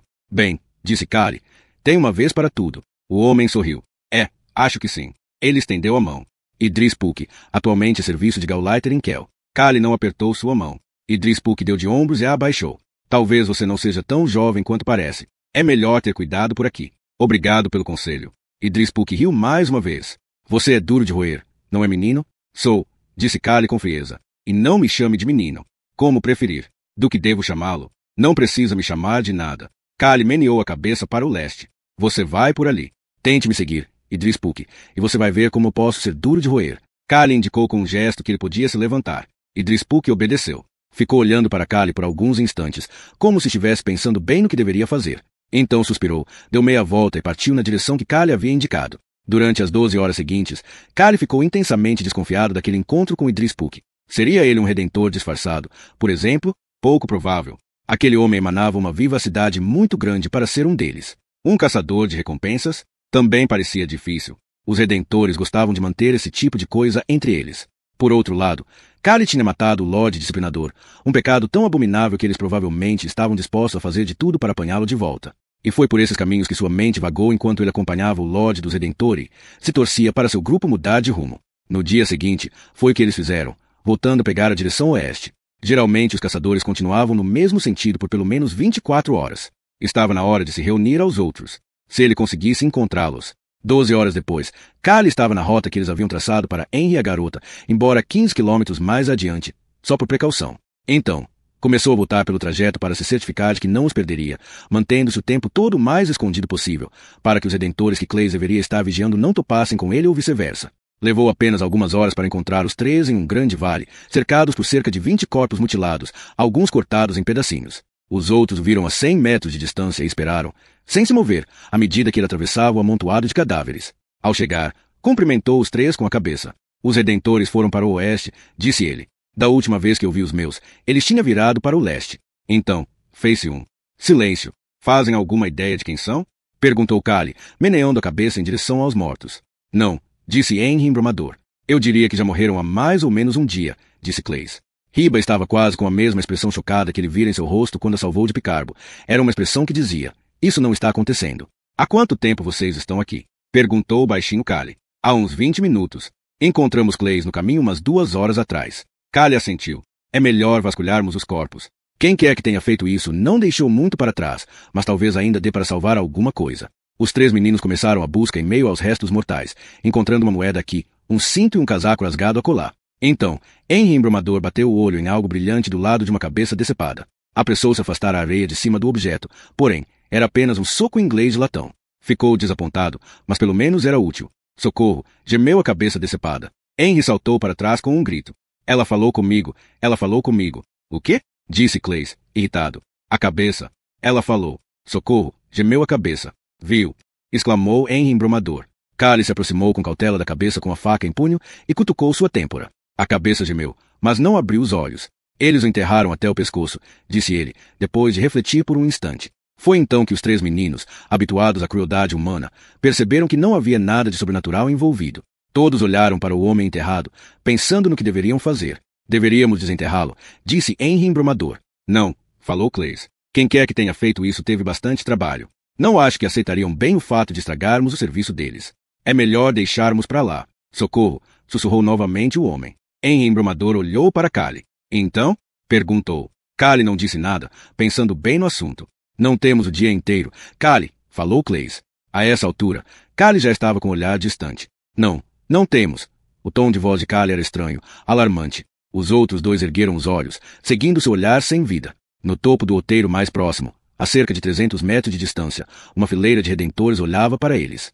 Então, ela começou a se mover. Os 3 meninos, todos pálidos, ficaram parados. Não havia para onde fugir. Riba foi a primeira a se mover, correndo para a frente para enxergar melhor a fileira de homens que marchava na direção deles. Não, não, não, dizia ela, sem parar. Henry Embrumador, branco como um lençol, olhou para Callie. Você tirou a pedra menor, falou ele. Callie encarou o amigo, seus olhos inexpressivos. Depois de hesitar por um instante, apanhou sua faca e andou depressa em direção a Riba, que ainda olhara a fileira de homens que se aproximava. Quando Callie fez menção de agarrar seus cabelos e expor-lhes o pescoço, Clays gritou, espere. Neste momento, Riba se virou. Callie tinha baixado sua faca. Porém, mesmo apavorada, ela pôde ver que algo de estranho estava acontecendo. Eles não são redentores, disse Clays. Seja lá quem forem. Melhor esperar para ver o que acontece. Enquanto eles observavam, mais homens atravessaram o topo da colina. Esses, no entanto, estavam montados a cavalo e conduziam outros 30 atrás de si.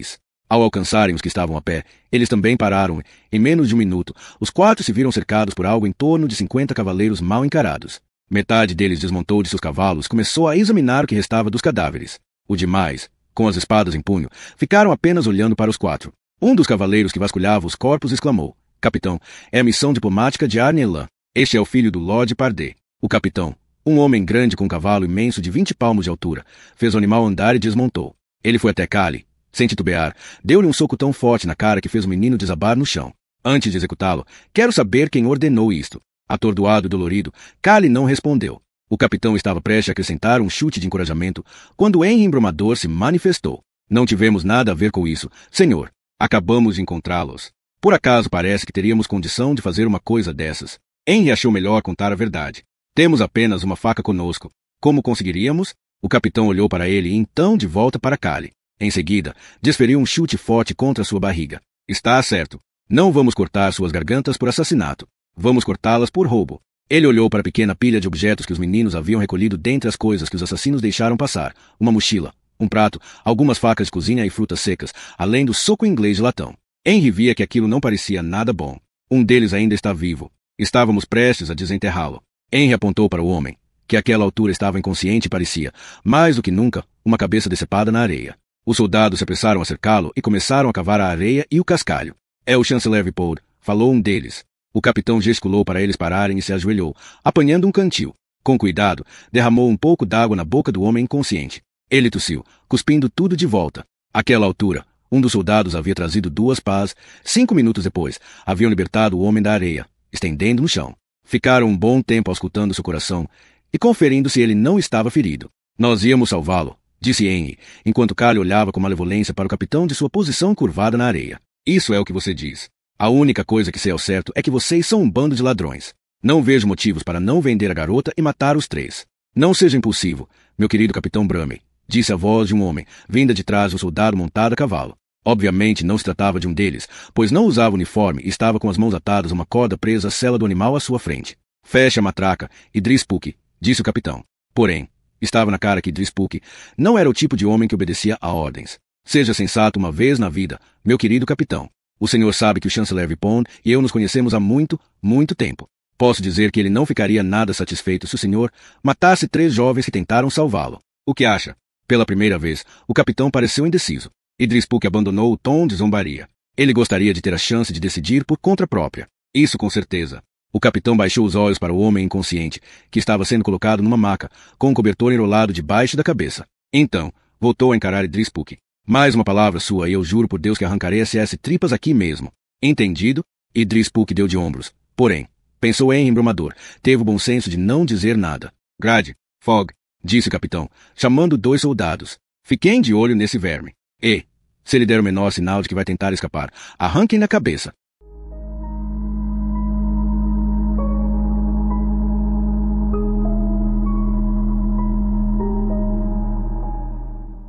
Capítulo 10. O capitão Brumey apenas amarrou as mãos dos 3 meninos e os deixou andar, de vez em quando, correr atrás dos cavalos. No entanto, como punição para Idris Puck, ele manteve amarrado uma sela.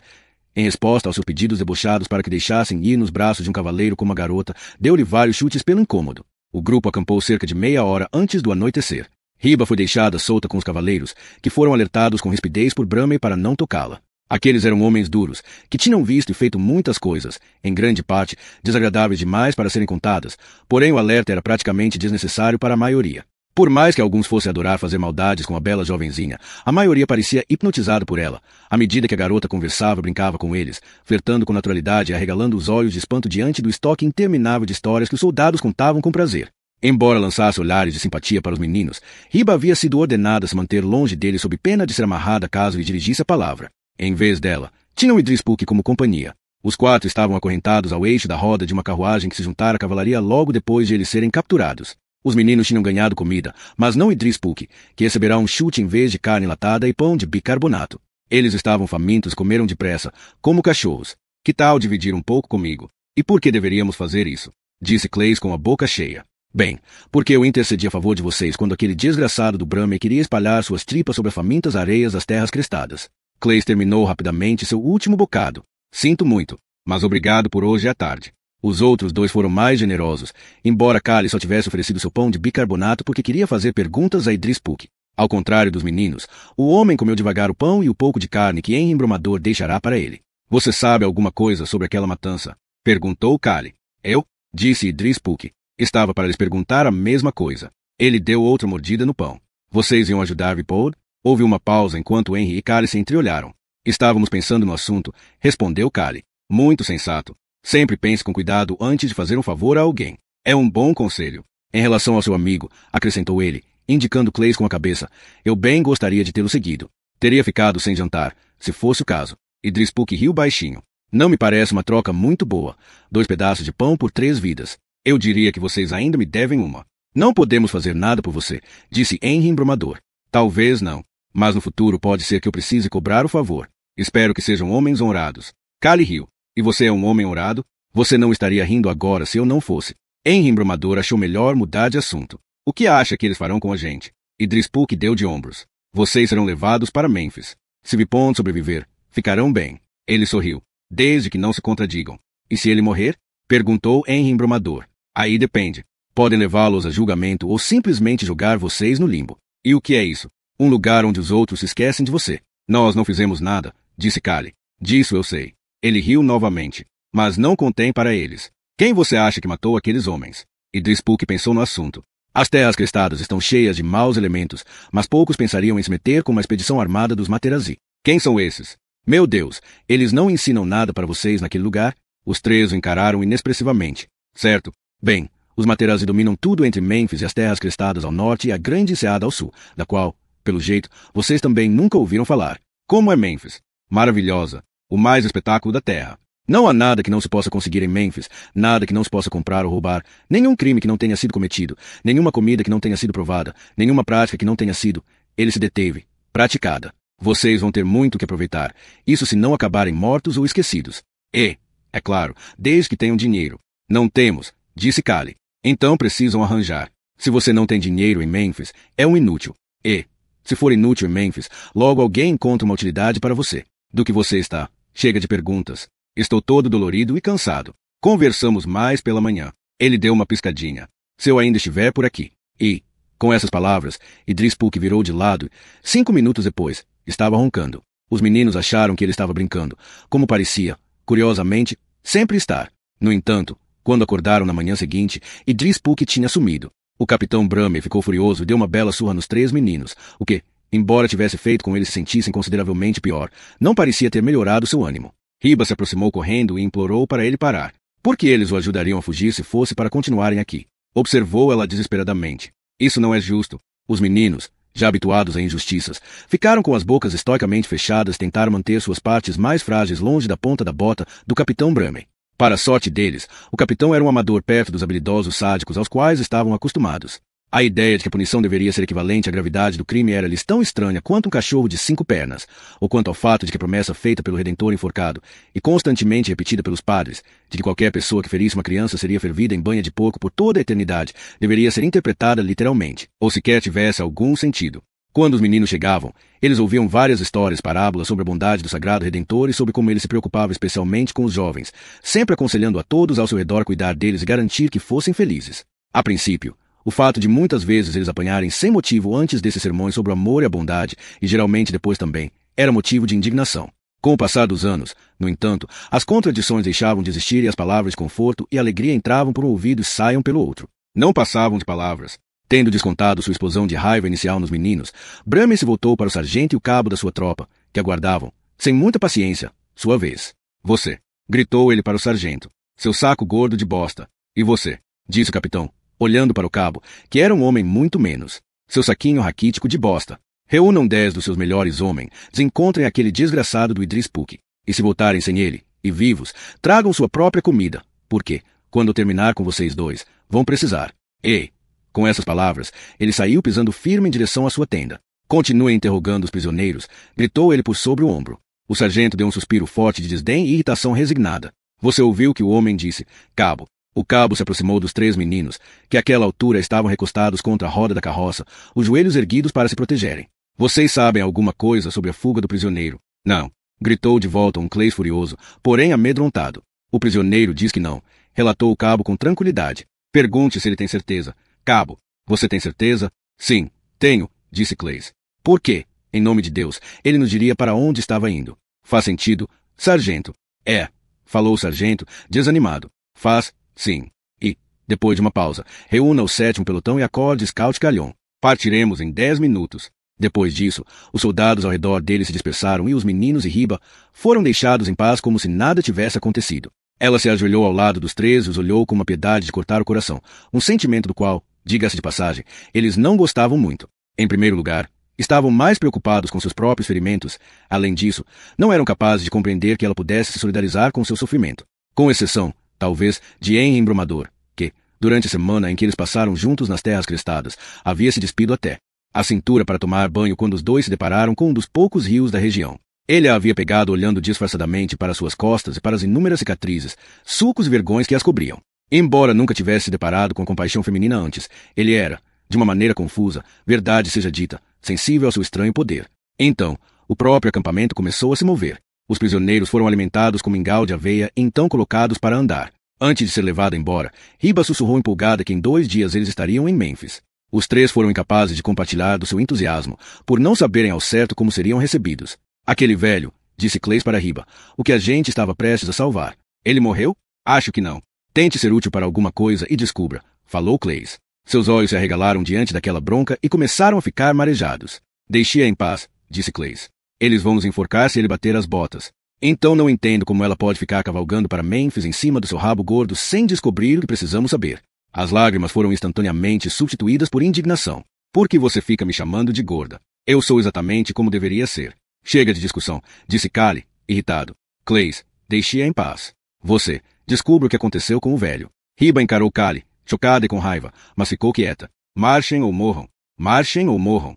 Exclamava o cabo, embora a ameaça já não fizesse sentido, pois era gritada todas as vezes que eles desmontavam o acampamento e retomavam o caminho. A carroça a qual os meninos estavam amarrados balançou e seguiu em frente, fazendo com que eles deixassem Riba para trás, encarando-os furiosa. Mais tarde naquele dia, no entanto, ela veio andar ao lado dos 3, ainda obviamente contrariada, e disse como se não tivesse importância alguma. Ele ainda está vivo. 100 metros adiante, as terras crestadas chegaram subitamente ao fim.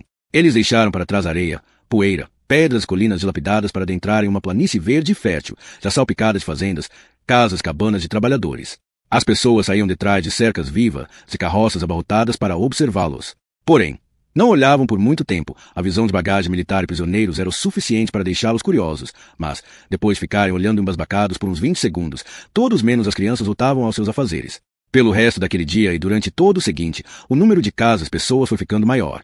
Primeiro vilarejos, depois cidades, então os subúrbios da própria cidade de Mênfis. Contudo, ainda precisaram andar mais 2 horas para ver sua grande fortaleza. Ela era imensa, e não só maior do que o desprezível santuário, que já era enorme. Mesmo de tão longe, era possível ver os minaretes dourados, as catedrais e os palácios apontando com elegância para o céu.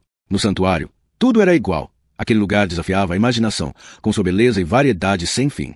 Eles haviam parado por conta de um engarrafamento e um dos cabos, ao vê-los olharem impressionados para a cidade, se aproximou com seu cavalo.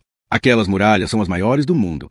Elas têm no mínimo 15 metros de espessura e para dar meia volta, nelas você teria que andar 8 quilômetros. Os meninos olharam para ele. São 16 quilômetros de muros, então, disse Clays. O cabo ficou de cara no chão e esporeou o cavalo, seguindo em frente.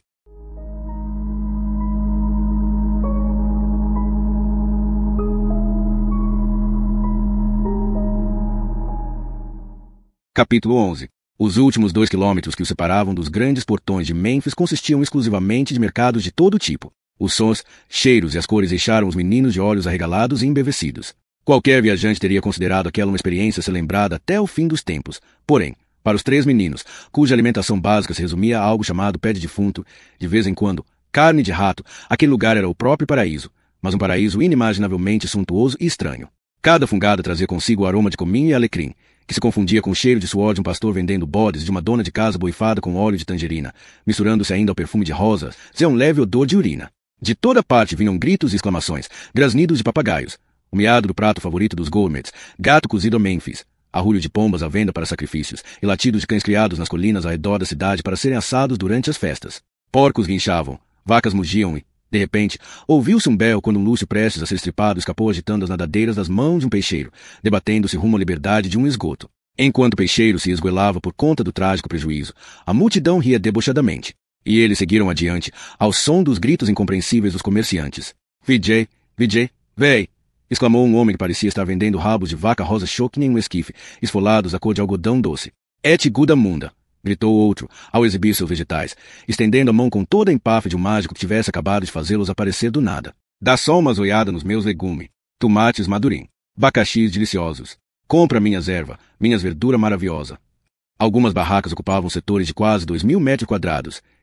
Em um canto, um velho seminu estendia um pedaço de pano esfarrapado, tentando vender os 2 ovos que havia dentro dele saltando de um pé para o outro. Olhando boquiaberto para sua esquerda, Henry Embromador viu uma fileira de meninos por volta dos 9 anos de idade, presos por correntes em volta dos seus pescoços. Eles eram conduzidos rumo a um portão, vigiados por homens enormes com jaquetas de couro que os mandavam entrar meneando a cabeça. Os meninos pareciam despreocupados, porém, o que mais espantou Henry foi o fato de seus lábios estarem pintados de vermelho, suas pálpebras empoadas de um azul clarinho. Henry Embromador chamou um dos soldados ao seu lado. Ele apontou com a cabeça os meninos e a estrutura que se erguia depois do portão, pintada de cores berrantes e ainda mais cheia de gente do que mercado. O soldado olhou para os meninos e seu rosto se empalideceu de repulsa. Aquela ali é Kitty Town. Nunca entre naquele lugar. Ele se calou por um instante e olhou com tristeza para Henry Embromador. Não se tiver alguma escolha. Por que Kitty Town? Por que essa parte da cidade é controlada por Kitty das Lebres? E, para você parar de fazer perguntas, ele não é mulher nem é uma lebre. Fique longe dali. Quando eles passaram pelos guardas e adentraram a cidade de Mênfis propriamente dita, a mudança foi imediata. Trocaram o tumulto, o barulho e os cheiros do mercado pelo frio claustrofóbico do túnel. Depois de 30 metros sob a muralha, numa escuridão quase total, saíram para a luz novamente. As construções, algumas antigas, outras novas, se erguiam em praças com jardins e fontes, em cujo centro as pessoas sentavam para ler ou se reuniam em grupo para bater papo enquanto as crianças brincavam. Somente a presença dos meninos sujos, cansados e grosseiros perturbava a imagem de um mundo dominado pela elegância e pelo bom gosto. Quase ninguém olhava para eles. Mais do que ignorados, era como se fossem invisíveis. Exceto pelas crianças menores, com seus cachinhos cabelos loiros, que arregalavam os olhos em sua direção por trás das finas grades de ferro. Então, ouviu-se uma comoção vinda de uma das estradas acima deles e 20 oficiais da cavalaria de elite, com seus uniformes vermelhos e dourados, surgiram ruidosamente na praça, escoltando uma carruagem enfeitada. Eles seguiram às pressas em direção à caravana e pararam em volta da carroça coberta, na qual Lord Vipond estava inconsciente. As 2 portas largas da carruagem foram abertas e 3 homens de aparência importante dispararam até a carroça, sumindo dentro dela. Todos os demais ficaram 5 minutos parados, esperando sob a brisa gelada e as sombras das árvores que ladeavam a praça. Uma garotinha de uns 5 anos de idade andou, sem que sua mãe, distraída pelo bate-papo, notasse, até a grade mais próxima dos 3 acólitos. Ei, menino! Callie olhou para a garotinha com toda a hostilidade considerável que ele era capaz de reunir. É, menino, você mesmo. O que foi? Disse Callie. Você tem cara de porco. Caí fora. De onde você vem, menino? Ele a encarou novamente. Do inferno, para te pegar à noite e comer você viva. Ela refletiu sobre aquilo por um instante. Você parece um menino comum. Para mim, um menino comum e sujo. As aparências enganam, disse Callie. Àquela altura, Clay já havia se interessado pela conversa. O negócio é o seguinte, falou ele para a garotinha. Daqui a 3 noites, nós vamos invadir o seu quarto, mas sem fazer barulho nenhum, para sua mãe não ouvir. E então, vamos colocar uma mordaça na sua boca e provavelmente comer você lá mesmo. Só vão sobrar os ossos. Ela já não parecia ter tanta certeza de que eles eram meninos comuns. Porém, não era uma garotinha tão fácil de assustar assim. Meu pai vai impedir e matar vocês bem mortos. Não vai, não. Porque nós vamos comê-lo também. Provavelmente antes. Então você já sabe o que esperar. Callie soltou uma risada ao ouvir isso e balançou a cabeça diante do prazer que Clay se estava tirando da conversa. Não dê corda para essa pirralha, disse ele, sorrindo. Ela tem a maior cara de traíra. Eu não sou uma traíra, exclamou a garotinha, indignada. Você nem sabe o que é isso, disse Clays. Sei, sim. Cale a boca, sussurrou Callie. A mãe da garotinha finalmente deu falta dela e veio apressada em sua direção. Venha cá, Jemima. Só estou conversando com os meninos sujos. Quieta, sua atrevida. Você não deve falar desse jeito sobre essas pobres criaturas. Perdão, disse ela para os dois meninos. Peça desculpa agora mesmo, Jemima. Não vou pedir. A mãe começou a arrastá-la dali. Então vai ficar sem sobremesa. E quanto a gente? Gritou Clays. Vai ter sobremesa pra gente? Então, o movimento começou mais adiante e 6 soldados de elite baixaram o chanceler Vipon da carroça, enquanto os 3 homens observavam com uma expressão preocupada. Ele foi carregado até a carruagem e suspendido com cuidado até o interior dela. 1 minuto depois, o veículo já havia deixado a praça e a caravana o acompanhava lentamente. 3 horas mais tarde, eles estavam dentro da prisão mais afastada da fortaleza, onde foram levados até as masmorras. Despidos, revistados levaram 3 baldes de água gelada, que tinham um cheiro desagradável de produtos químicos desconhecidos. Então, receberam suas roupas de volta e foram polvilhados com um pó branco, que dava coceira, e trancados em uma cela. Uma vez lá dentro, ficaram 30 minutos em silêncio, até que Clay suspirou e disse: Quem teve essa ideia? Ah, sim, foi Callie. Tinha esquecido. A diferença entre aqui e o santuário, respondeu Callie, como se mal estivesse interessado no assunto, é que aqui nós não sabemos o que vai acontecer. Se estivéssemos lá, saberíamos, e com certeza teria muitos gritos envolvidos. Isso era quase indiscutível. Poucos minutos depois, estavam todos adormecidos. Lord Vipon passou 3 dias se aproximando cada vez mais da morte. Muitos foram os bálsamos e medicamentos administrados, as ervas aromáticas queimadas dia e noite e as infusões disso e daquilo aplicadas em suas feridas. Todos esses tratamentos foram inúteis ou até claramente nocivos, e somente o vigor e a boa saúde natural de Vipon foram capazes de reerguê-lo, apesar dos esforços dos melhores médicos que Memphis tinha a oferecer. Quando seus herdeiros já haviam sido informados para se prepararem para o pior, ou, do ponto de vista deles, o melhor, Vipon despertou e exigiu roucamente que as janelas fossem abertas, as ervas perniciosas retiradas, seu corpo lavado com água fervida. Poucos dias depois, não mais privado de ar fresco e com suas defesas naturais aptas a fazerem seu trabalho, ele já se encontrava sentado na cama, dando seu relato dos acontecimentos que o levaram a ser enterrado na areia pedregosa das terras crestadas. Estávamos a cerca de 4 dias de Memphis quando fomos atingidos por uma tempestade de areia, embora houvesse mais cascalho nela do que areia propriamente dita. Foi isso que dispersou a caravana e, antes que pudéssemos nos reagrupar, os Gurriers nos atacaram. Eles mataram todos no ato, mas, por algum motivo, decidiram me deixar da maneira que me encontraram. Seu interlocutor era o capitão Albin, chefe do serviço secreto dos Materazzi, um homem alto com os olhos azuis de uma jovem bonita. Esse traço arrebatado contrastava com o restante da sua aparência, que era irretocável. Ele parecia ter acabado de ser passado fel e fria. O senhor tem certeza de que foram somente os Gurriers? Perguntou Albin. Não sou especialista em bandidos, capitão, mas foi isso que Pardé me disse antes de morrer. O senhor tem algum motivo para discordar? Algumas coisas estranhas. Como, por exemplo, a maneira como as colunas foram atacadas me pareceu muito organizada, muito inteligente para os Gurriers. Eles são oportunistas e carniceiros, e raramente se juntam em número suficiente para derrotar soldados tão bons quanto os que protegiam o senhor, por mais que tenham sido dispersados pela tempestade. Compreendo, disse Vipond. Além disso, há o fato de eles terem deixado o senhor vivo. Por quê? Fui deixado à beira da morte. É verdade. Mas por que correr esse risco, por menor que fosse? Albin foi até a janela e olhou para o pátio lá embaixo. O senhor foi encontrado com um pedaço de papel enfiado na boca. Vipond olhou para ele e recordou a sensação desagradável de separarem os lábios à força e de ter que lutar para respirar antes de perder a consciência. Desculpe-me, Lord Vipond, isso não deve ser fácil para o senhor. Prefere que eu volte amanhã? Não, está tudo bem. O que dizia o papel? Era a mensagem que o senhor estava trazendo de Gauleiter em Kel para o Marechal Materazzi, prometendo que haveria paz no nosso tempo. Onde está ela? Com o Conde Materazzi. Não faz diferença. Ah, disse Albin, pensativo. O senhor acha? Na verdade, faz diferença. Sim. E por quê? Deixá-lo vivo com uma mensagem relativamente importante enfiada na boca dá a impressão de que alguém está querendo dizer alguma coisa. Como que? Alguma coisa obscura. Deliberadamente obscura. Talvez. Sem dúvida não parece coisa dos Gurriers.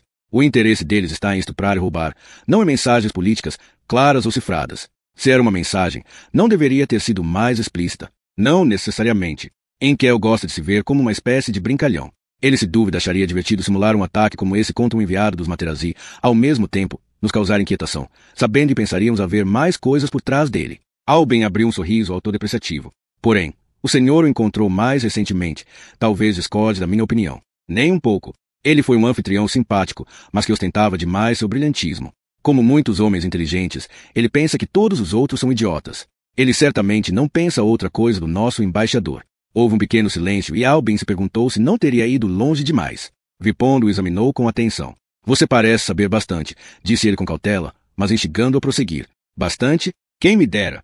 Mas sei alguma coisa. Dentro de alguns dias, talvez receba notícias que esclareçam a questão de uma forma ou de outra. Eu ficaria muito grato se o senhor me mantivesse informado. Também tem recursos que podem ser úteis. Naturalmente, meu amo. Albin ficou satisfeito com o que parecia ser um acordo. A questão não era se poderia confiar em Vipond, pois o mais provável era que não pudesse. A corte de Memphis era um ninho de cobras e ninguém que não tivesse presas afiadas cheias de veneno poderia ter ocupado uma posição tão importante quanto a dele. Não fazia sentido esperar o contrário. Ainda assim, Albin achava ter feito progressos no sentido de um pacto. Pacto este que consistia no seguinte: ele podia contar que Vipond só o trairia se tivesse muito a ganhar ao fazê-lo. Gostaria de discutir mais um ou dois assuntos com o senhor, meu amo. Mas é claro que, se o senhor estiver muito cansado, posso voltar amanhã. De forma alguma. Por favor. Há a questão estranha dos 4 jovens que Brahma encontrou ao seu redor quando o senhor estava. Ele se deteve, enterrado até o pescoço. Bem, sim. Eu pensei que tivesse sido um sonho, disse o chanceler Vipond. 3 meninos e uma menina. Exato. O que eles estavam fazendo? Bem, achávamos que o senhor talvez pudesse responder a essa pergunta. Brahma quer executar os meninos e vender a garota. Ora, mas por quê? Ele acha que os jovens faziam parte do bando Guerrier que atacou o senhor. Eles nos atacaram no mínimo 24 horas antes de eu ser encontrado.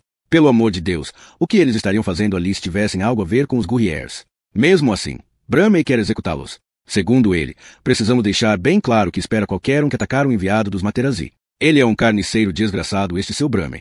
Oh, ele não é nada meu. Deus me livre. O que aquelas crianças têm a dizer em sua própria defesa? Que tinham acabado de chegar e estavam prestes a desenterrá-lo. E o senhor não acredita nelas? Não havia sinais de escavação. Albin fez uma pausa. E eu não diria que eles são exatamente crianças. Os 3 meninos têm 13 ou 14 anos, mas são criaturas de aparência endurecida. A garota, entretanto, parece ter sido conservada em sabonete líquido. E o que eles estavam fazendo no meio das terras crestadas? O que eles têm a dizer em defesa própria? Repetiu Vipond. Eles falaram que são ciganos. Vipond gargalhou. Já não existe um só cigano nesta parte do mundo desde que os Redentores os exterminaram 60 anos atrás. Ele pareceu refletir por um instante.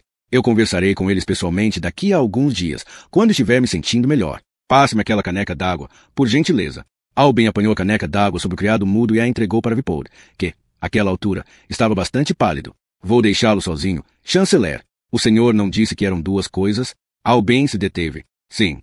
Antes de Brahma encontrar o senhor, ele capturou Idris Puk, que estava escondido a cerca de 6 quilômetros do local. Excelente, disse Vipond, seus olhos se iluminando de interesse. Falarei com ele amanhã. Infelizmente, ele escapou. Vipond engasgou de irritação, ficando quase um minuto calado. Eu quero Idris Puk. Se um dia você puser as mãos nele, traga-o para mim e não conte a ninguém. Albin assentiu. Naturalmente. Quando saiu do quarto de Vipond, era um homem satisfeito. Aquele era o 6º dia em que eles estavam presos nas masmorras sob a cidade de Memphis. Porém, apesar da incerteza, os 3 meninos estavam de bom humor. Além de comerem 3 boas refeições diárias, o que, nos parâmetros de uma pessoa normal, significa que comiam 3 pratos repugnantes por dia. Podiam dormir o quanto quisessem, e chegavam a fazê-lo por 18 horas seguidas, como se estivessem compensando pelas privações de uma vida inteira. Às 4 da tarde, o carcereiro destrancou a porta da cela e fez entrar Albin, que já os havia interrogado antes, acompanhado de um homem claramente muito respeitado de 50 e tantos anos. Boa tarde, disse Lord Vipond. Henry Embromador e Clays o examinaram com atenção de suas camas.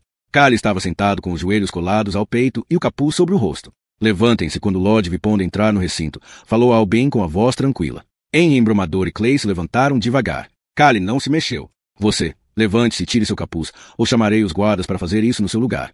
Albin continuava falando em um tom baixo, amigável e casual. Depois de esperar um momento, Cale saltou de pé como se estivesse acordando de um sono revigorante e jogou seu capuz para trás. Em seguida, ficou encarando o chão como se houvesse algo extremamente interessante nele. Então, disse Vipond, estão me reconhecendo? Sim, disse Clays.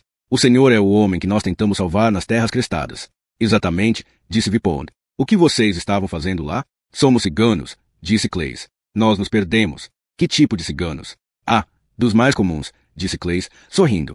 O capitão Brahma acha que vocês estavam tentando me roubar.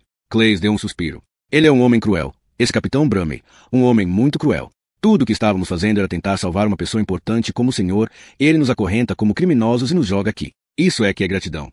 Havia uma gaiatice estranha e alarmante na maneira em que Clays confrontava o grande homem à sua frente, como se além de não esperar que ele acreditasse em suas palavras, pouco se importasse com isso. Vipod havia testemunhado esse tipo de insolência vir apenas de mais uma fonte, dos homens que acompanhará a forca e sabiam que nada poderia salvá-los. Nós estávamos prestes a ajudar o senhor, disse Henry embromador que, obviamente, do seu ponto de vista, estava dizendo a verdade. Vipond olhou para Cale. Qual o seu nome? Cale não respondeu. Venha comigo. Vipond andou até a porta. O carcereiro a abriu imediatamente. O chanceler se virou para Cale. Venha, menino. Você é surdo além de insolente? Cale olhou para Henry embromador, que assentiu, como se o instigasse a concordar. Cale continuou parado por um instante e então se encaminhou lentamente para a porta da cela. Siga-nos, por gentileza, capitão Albin. Vipond foi embora acompanhado por Cale, com Albin seguindo de longe, seu dedo soltando o feixe que prendia a espada curta na bainha. Clays foi até as barras enquanto a cela era fechada. E quanto a mim, também quero passear. Então, os dois meninos ouviram a porta externa ser destrancada e Cale sumiu de vista. Tem certeza? Perguntou Henry embromador, de que você bate bem na cabeça. Cale se viu em um pátio agradável com um gramado elegante no centro. Eles começaram a andar ao longo da passarela que ladeava os muros, com Cale seguindo na mesma passada que o chanceler Vipod. Sempre acreditei no princípio, disse Vipod, depois de eles caminharem cerca de um minuto em silêncio, de que você jamais deve contar ao seu melhor amigo algo que não esteja preparado para contar ao seu pior inimigo. Porém, este é o momento, no que diz respeito a você, em que a honestidade é sem dúvida a melhor opção. De modo que não quero ouvir nenhuma conversa fiada sobre ciganos ou qualquer outro tipo de enrolação. Quero a verdade sobre quem vocês são e o que estavam fazendo nas terras crestadas. O senhor quer dizer a verdade como eu a contaria para o meu melhor amigo. Posso não ser o seu melhor amigo, meu jovem, mas sou melhor esperança. Diga-me a verdade e eu talvez faça vistas grossas ao fato de que, embora a garota e o desmiolado quisessem me salvar, você e o outro pivete pretendiam me deixar onde eu estava. Cale olhou para ele. Já que estamos sendo sinceros, se estivesse na nossa pele, o senhor não estaria pensando em onde está se metendo. Sem dúvida. Agora desembuche. E, se achar que você está mentindo, irei entregá-lo para Brahma num piscar de olhos, sem maiores explicações. Cale ficou calado por alguns segundos, então deu um suspiro, como se tivesse tomado uma decisão. Nós três somos acólitos dos redentores do grande santuário em Chotover. Ah, a verdade, disse Vipod, sorrindo. Ela soa bem, você não acha? E a garota? Estávamos procurando comida nas catacumbas, os túneis e corredores que os redentores bloquearam. Topamos com ela em um lugar de que nunca tínhamos ouvido falar antes. Havia outras como ela. Mulheres no santuário? Que coisa mais estranha. Ou talvez não. Fomos vistos com a garota e não tivemos escolha. Nos vimos obrigados a dar no pé. Um risco muito grande. Não haveria risco nenhum se tivéssemos ficado. Concordo. Ele ficou cerca de um minuto pensando sobre o que ouviu enquanto os dois caminhavam lado a lado, no mesmo ritmo lento, em volta do pátio. E por que as terras crestadas? Era o melhor lugar para se esconder. Não dá para ver muito longe com todos aqueles outeiros e montes acidentando o terreno. Os redentores caçam com cachorros. Já havia um deles, feios como a morte, mas grandes farejadores. Eu descobri uma maneira de despistá-los. Cale explicou como, omitindo os detalhes da sua fuga em 2 tempos. O fato de terem fugido podia ser verdade. Porém, independentemente do que dizia Vipod, os acontecimentos que os levaram a fugir não soavam verdadeiros. E, além disso, os 3 haviam concordado em simplificar a história, depois da tentativa idiota de Clay de afirmar que eles eram ciganos. Estava claro que tudo o que os redentores tinham lhes contado sobre esse povo era uma mentira. Não houvera nenhum ataque traiçoeiro contra o santuário 60 anos atrás, seguido de uma expedição punitiva, porém comedida, para ensinar os ciganos a se comportarem no futuro. Eles devem ter sido massacrados até a última criança. O senhor vai nos entregar para a equipe de busca dos redentores? Não. E por que não? Vipond riu. Boa pergunta. Porém, não há motivo para tanto. Não temos nem mesmo relações diplomáticas. Negociamos com eles somente através dos Duena. Quem são os Duena? Você sabe o que é um mercenário. Alguém que mata por dinheiro. Os Duena são mercenários pagos para negociar, em vez de matar. Lidamos tão pouco com os redentores que é mais fácil pagar a terceiros para fazê-lo em nosso lugar. Parece-me que chegou a hora de uma mudança. Temos sido negligentes em nos manter ignorantes. Você pode ser muito útil. A guerra nos vales ocidentais os manteve ocupados por uma centena de anos. Talvez eles estejam planejando fazer algo aqui, ou talvez em outra parte. Já está na hora de nos informarmos melhor. Ele sorriu para o menino. Então, talvez você possa confiar em mim, porque pode ser útil para nós. Sim, disse Cale, pensativo. Talvez. Àquela altura, eles já haviam retornado à porta externa das masmorras. Com o punho cerrado, Vipond bateu forte nela e alguém a abriu imediatamente. Então, voltou-se para Cale. Daqui a alguns dias você será transferido para um lugar mais confortável. Até lá, será tratado melhor, comida decente e exercícios. Cale assentiu e atravessou a porta, que se fechou rapidamente às suas costas. Vipond deu meia volta à medida que Albin se aproximava por trás dele. Que criatura instigante, meu caro Albin, diferente de qualquer outra criança que eu tenha conhecido. Se algum redentor vier procurá-los, eles não devem saber e devem ser mantidos por perto. Os meninos ficarão em prisão domiciliar. E, Com essas palavras, Vipond se afastou, falando por sobre o ombro. Traga uma garota amanhã, às 11 horas.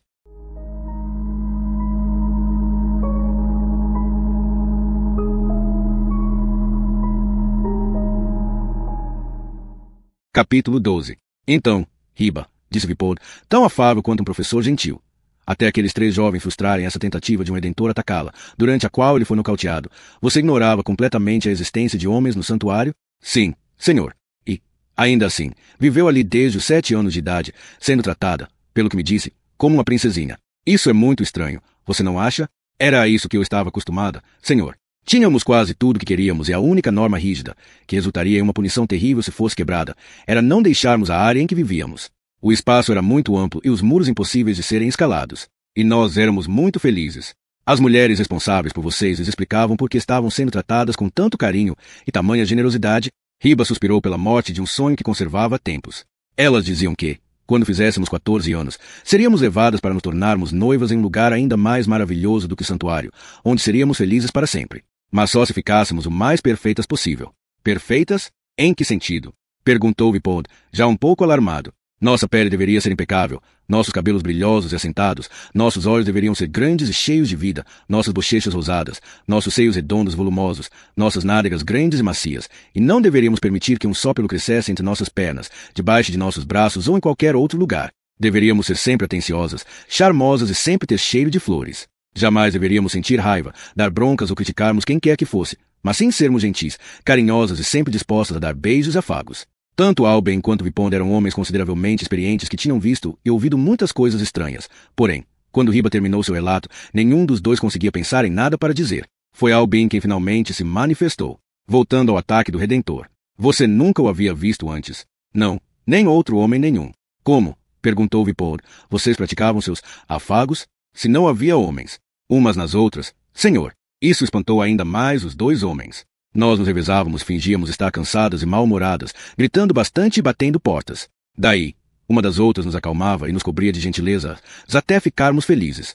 Hiba olhou para eles e percebeu que, de alguma maneira, sua resposta não surtiu efeito. E tínhamos também os bonecos. Os bonecos? Sim, os bonecos de homens. Nós os vestíamos, massageávamos e os tratávamos como reis. Entendo, disse Vipond. Eu e Lena.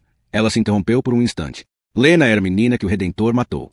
Diziam para a gente que tínhamos sido escolhidas, seríamos levadas para nos casarmos e viveríamos felizes para sempre. Mas então fomos trazidas para o quarto daquele homem por uma de nossas tias. Era assim que chamávamos as mulheres que nos criaram e diziam que iríamos nos casar. Aí ele chegou e matou Lena. Suas tias, elas sabiam que iria acontecer com vocês? Por que elas fariam isso, depois de serem tão gentis com a gente? Elas devem ter sido enganadas. Não lhe parece uma estranha coincidência, disse Alben, na dúvida se não estariam sendo enrolados, embora ela precisasse ser. Pensou ele, uma exímia mentirosa se fosse o caso, que você tenha cruzado com este Redentor e cale em um espaço de 24 horas, que o menino tenha chegado no momento exato para salvá-la. Sim, eu pensei nisso, mesmo na hora. Que estranho encontrar 4 homens ao mesmo tempo depois de todos esses anos. Um tão cruel e os outros arriscando a própria vida por mim, por alguém que eles nem conheciam. Esse tipo de coisa é normal? Não, disse Vipond. Não é normal. Obrigado, Hiba. Isso é tudo por enquanto. Ele tocou a sineta à sua frente. A porta se abriu e uma jovem entrou. Ela possuía o ar de orgulho indiferente de qualquer membro de 16 anos da aristocracia, como se já tivesse visto tudo e nada lhe despertasse o interesse. No entanto, seus olhos se arregalaram quando ela se deparou com Hiba, com seus cabelos dourados e curvas volumosas e rechonchudas. Paradas uma do lado da outra, elas pareciam criaturas de espécies apenas remotamente semelhantes. Hiba, está é Mademoiselle Jane Veld, minha sobrinha. Ela cuidará de você pelos próximos dias. Mademoiselle Jane, ainda chocada, assentiu de leve. Hiba limitou-se a abrir um sorriso nervoso. Alben, o senhor poderia esperar lá fora com Hiba por um instante enquanto eu converso com Mademoiselle Jane?